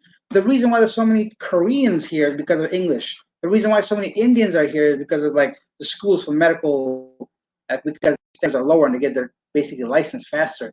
My point is, work situation here, absolute no. And I don't care what somebody says. Oh, I got a job. No, it's bullshit. They're not gonna pay you, and then you need all these like police clearance, barangay clearance. You need a work permit, all for what? $400 a month, maybe $600, $800, 1,000. Is it worth it? Just well, don't do it. I don't even want to get into it. Also, in Thailand, they need all that stuff. Come on, Thailand, and Vietnam, and some of those countries are the easiest places to get a job as an English teacher, as something to do with, like with English. And they say that on the job description, perhaps because of like that's what they have to say, but you can get away. I know a lot of people in Thailand are teaching without any qualifications, making about 1,800 US, which is not bad if you're living in Thailand when your rent is only 1,500 and your food is only $1 a plate. So yeah, I have to completely disagree with the second part, and I would say never work here. Ryan says you are a very good interviewer. I noticed that you changed your questions to make it easiest for the second English speaker. Is YouTube your only income currently? Thank you. I'm glad you noticed that. You know, like I do always, I go based off the person, right? If someone's very easy to talk to, if they're really like well spoken, then I might ask a difficult question, or I might ask it fast, or ask them to elaborate. If someone seems to be a little flirtatious, I'll flirt back. I don't care. It's entertainment, right? It's for you to enjoy and see the reception you might get if you behave a certain way. If someone I could tell they're maybe English is not their very first language, I don't ask complex questions or nothing, right? So I just ask basic question, yes or no. Do you like the food? You know, just anything small with a yes or no answer, a one-word answer, or when I can tell that they can, you know. And sometimes people say, why don't you let them answer or let them finish? It's because I sense that they either stuck or they need help or something like that. So, anyways, I'm glad you noticed it. And yes, YouTube is my only source of income. I do have a house in Canada that I rent, but it's not generating income. It's just paying for the mortgage. Yeah, that's it. So Arabic name, or at least Arabic letters. I can't read that. I can MK. I can't read it. So high value man, 6 feet, 6 pack, 6 figure, 6 inches. High value woman, fertile, fit, feminine, and friendly. Yes, you're right. Oh, for sure, hands down. I have to agree with that. Filipino teachers have undervalued ESL the market. Yes, they have. They've really undervalued the market, but it is what it is. We have to adapt, right? They need a job as well. Don't bother with teaching unless you want to make $5 an hour. Well, I know myself. I used to teach English, and at the time, before this whole thing system collapsed, I was making $30 an hour US, and that wasn't even an hour; it was 50 minutes actually. And now I know for a fact, once again, you could still get $20 an hour online on some of these platforms.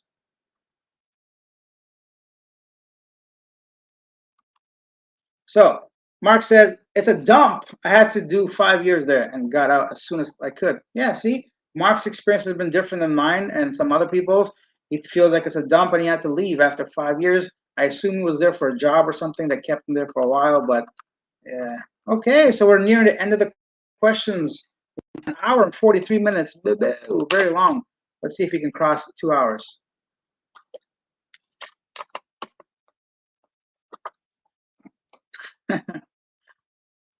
I'm gonna read this question first because I saw it on this comment. Chugsy says, hello. There you go. Chugsy says, you're a Muslim Panay magnet. So are you saying I'm a magnet to only Muslim Panays, or I am a Muslim and also a Panay magnet? Please clarify. Okay, wait. I just saw another one. Maybe I want to read. Craig to Gigi. He came out of the closet recently. He says to me, which country has the best mangoes? Oh, you. I don't know. I'm gonna have to give it to Thailand. A lot of people say the Philippines, but I'm gonna have to disagree. Personally, to me, okay. First of all, no matter when I've been in the Philippines, people say, "Oh, it's not mango season. It's not mango season. It's 250 kilos, 300 pesos a kilo because it's not mango season." I'm like, okay, where is this mango season? So, firstly, secondly, although Philippine mangoes are like absolutely delicious, I have to admit they're very, very good. I just find Thai mangoes are on average better than the Filipino mangoes, from my experience. But I could be in the wrong area. I haven't tried this region mangoes. I don't know, but for me, that's what it is. Let me go back up to all the questions. Give me a second, guys.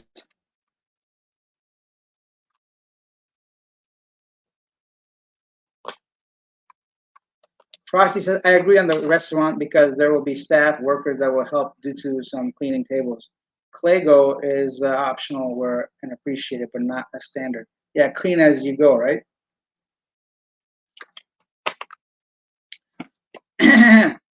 About electricity bill, I agree. It's very expensive, except in the north of the Philippines, a region, especially Ilocos. How do you say that? North has cheapest electricity here because of the windmills. Oh, please go there and check it out. Thank you, Frosty. I had no idea it was some of the stuff you're saying.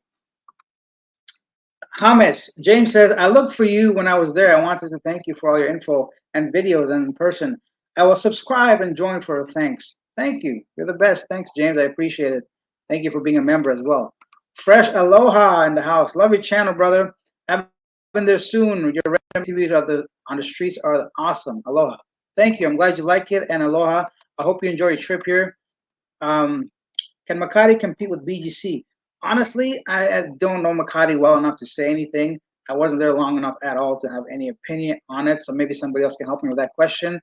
Don't fall in love. Find out she needs you to pay her sick buffalo. Yeah, the whole sick buffalo scam, right? Buffalo sick, you got to pay the medical bill.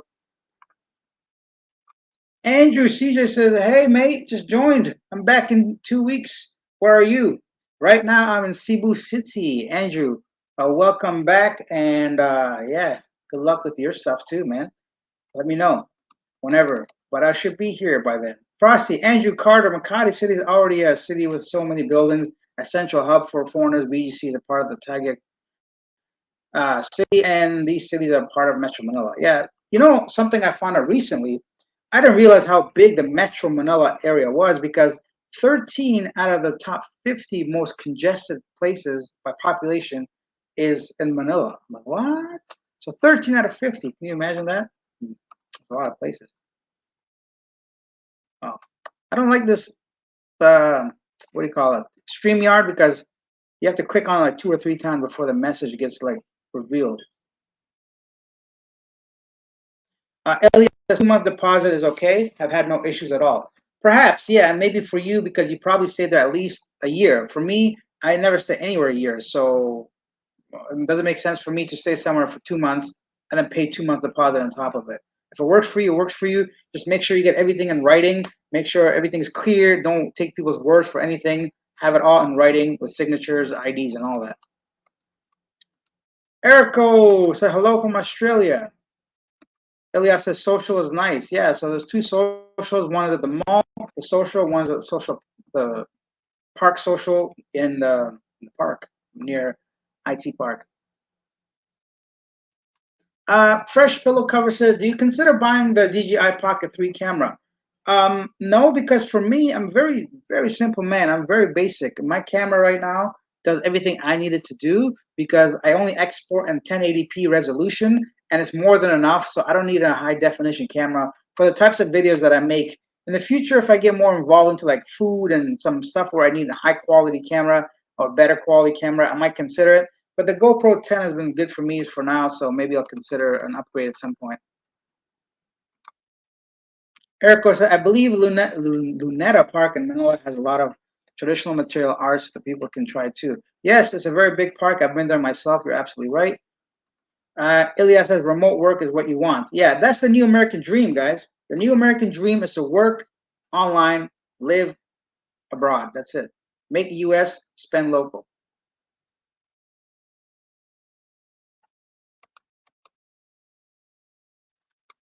So I'm just trying to get through all these questions, guys. One sec. Adam says, Always keep expectation realistic and within your budget. Remember, it's your responsibility. Adjusting to another country and culture. Very true, man. You can't come. That's one of my biggest, like, I wish I can make that more clear. A lot of times people watch too many videos maybe and have very different expectations, and then reality comes and it's not exactly what they saw. So it's really true. You do have to completely let go of any kind of expectations. I'm trying to think which was the one place that really didn't meet my expectations. I can't remember, but yeah, regardless, the reality sometimes is not what you see on camera, and if you have no expectations, you can't be disappointed. 6 inches? That's Asian size? I mean, they got to be doing something, right? If you got India and China have the biggest population in the world, right? So who knows? Let's see. Mark says that country is so bad. A 13-year-old just shot her 48-year-old father and continued raping her. Damn, that stuff is right from the Philippines. Hmm. Oh,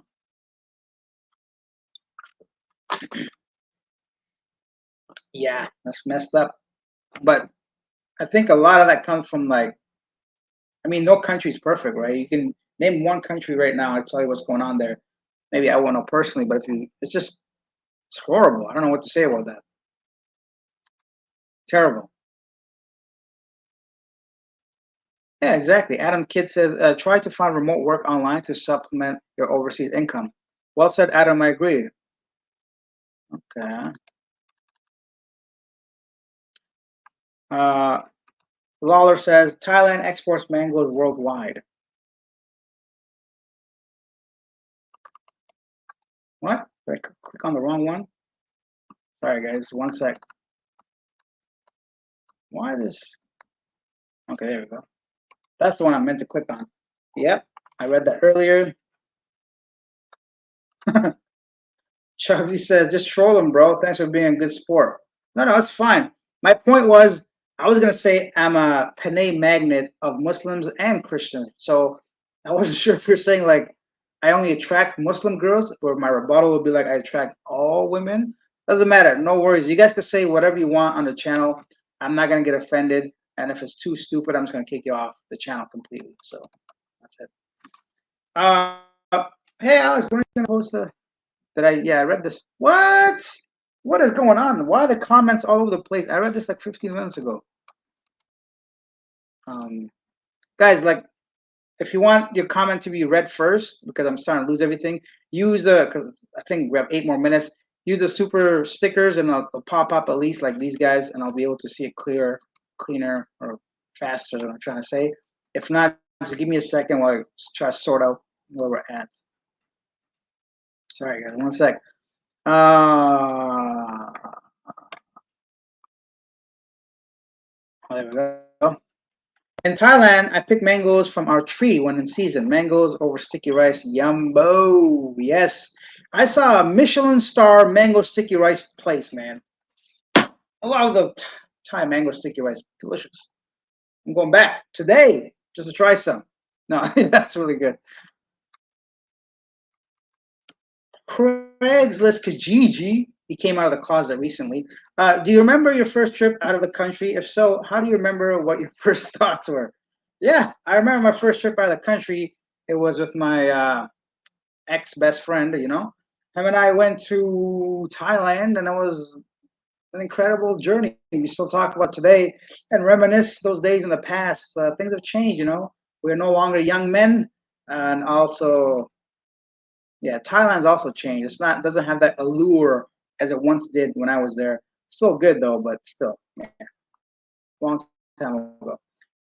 Uh, 7 more minutes. I'm getting tired. So I got no back support. I got no ass support, and my throat was drying up. But I'm doing this for everybody. That poor buffalo. He's been through so much. James, that's funny. Yeah, that poor buffalo, right? 48 million in Metro Manila, biggest metropolis in the world. Yeah, it's a lot of people. Bohol Zipline Park is worth the trip. Yeah, Bohol is actually a really nice place. Like, they got a lot of things to do, not just Alona Beach or whatever. Like, they got a bunch of activities.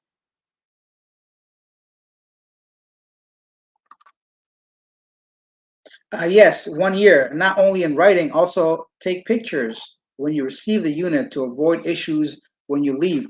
I have a habit. I always record, like, exactly. I do a video when I leave the place usually, but I should do it when I enter as well. I usually videotape the air conditioning, the TV, the fridge, and I show that the windows, that nothing's broken, the sofa, the bed, everything's in working order in case they come at me and say some silly thing. But it's never happened yet, but it's good to be prepared. Alex, maybe try to do a live at the beach one day. I would love to, but the internet here is so trash on the beaches that I can't. I've tried multiple times in Bohol, even a major island. It's just the quality is not good. So what I could do is maybe just a video on the beach so you guys can at least appreciate the beauty of the water and the clarity of it. But live streams, they don't, like, it's all choppy. You won't be able to see me. Maybe if I go to a different beach where there is proper Wi-Fi. I hear like Sikihor, not Sikihor, Siargao, and internet has improved recently, so maybe.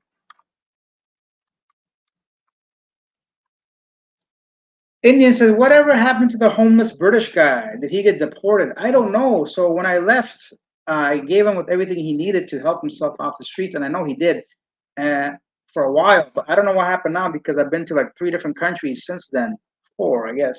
But yeah, no clue. I should check up on him. I don't know if he's in the same spot. I doubt it. Adam says, never take anyone's word at face value, discovering your own truths. Yeah. People, like, honestly, like, even me, like, not everything I say could either be relatable to you or you have to believe, right? Like, you can come here and have your own experiences, and sometimes people say whatever just to get views or just to get likes or to get money or subscriptions and memberships, and people do whatever they got to do to make a living, or that's what they prioritize. So that's why it's important to, because there's been people I've met that have been different than what I thought.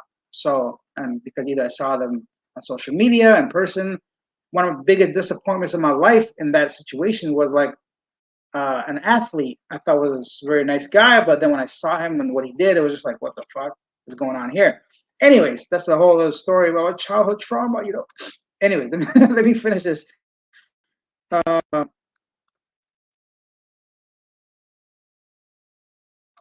Let me. Someone said, "What's your ancestry?" I am Afghan from Afghanistan.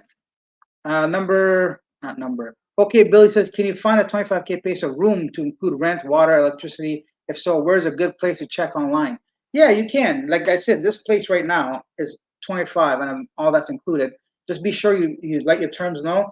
I would go on, the good places would be either in Ayala Business Park. So Ayala Business Park or Cebu IT Park would be ideal if you're coming to Cebu.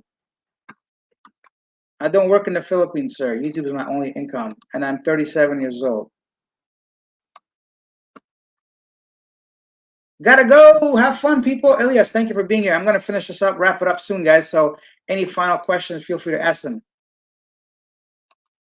If you like mangoes, try to go to Gumera's Island. I think it's near Iloilo City in Visayas. Okay. I think they have some kind of like mango festival down there somewhere as well. So, Eric, just checking in. Thank you, Eric. Thanks for the comment. I hope you enjoy this stream. I had a whole bunch of stuff I want to talk about, but as always, you guys always keep me busy, so I forget, and this becomes a whole discussion about Philippines and life in general. Erico says it was nice seeing all the vloggers meet up in Cebu a few days ago.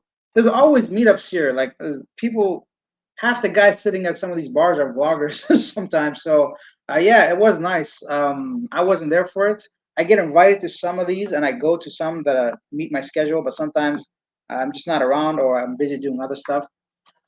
Cambodia is good. I'm gonna go to Cambodia again.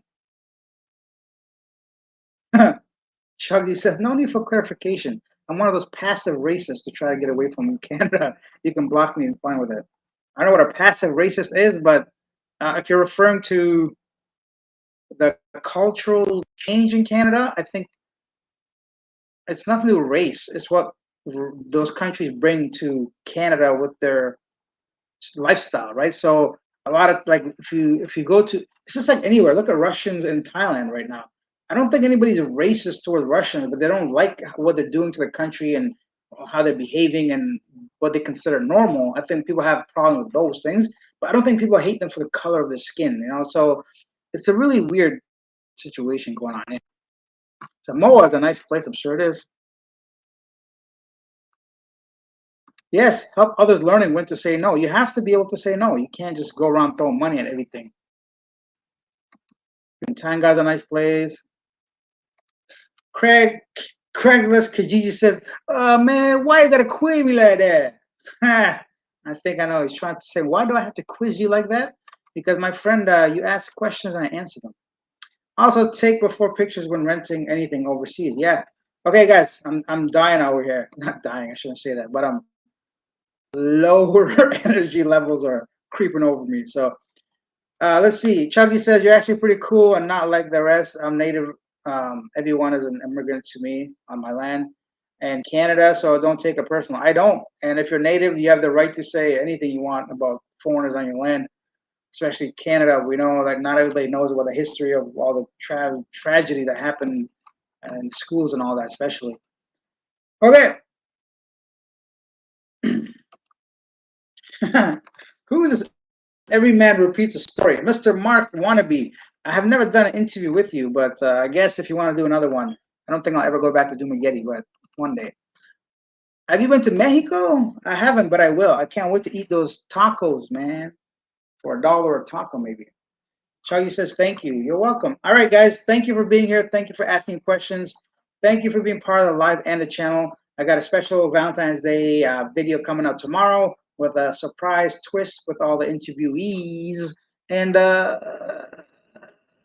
that's it. See you guys later. Bye.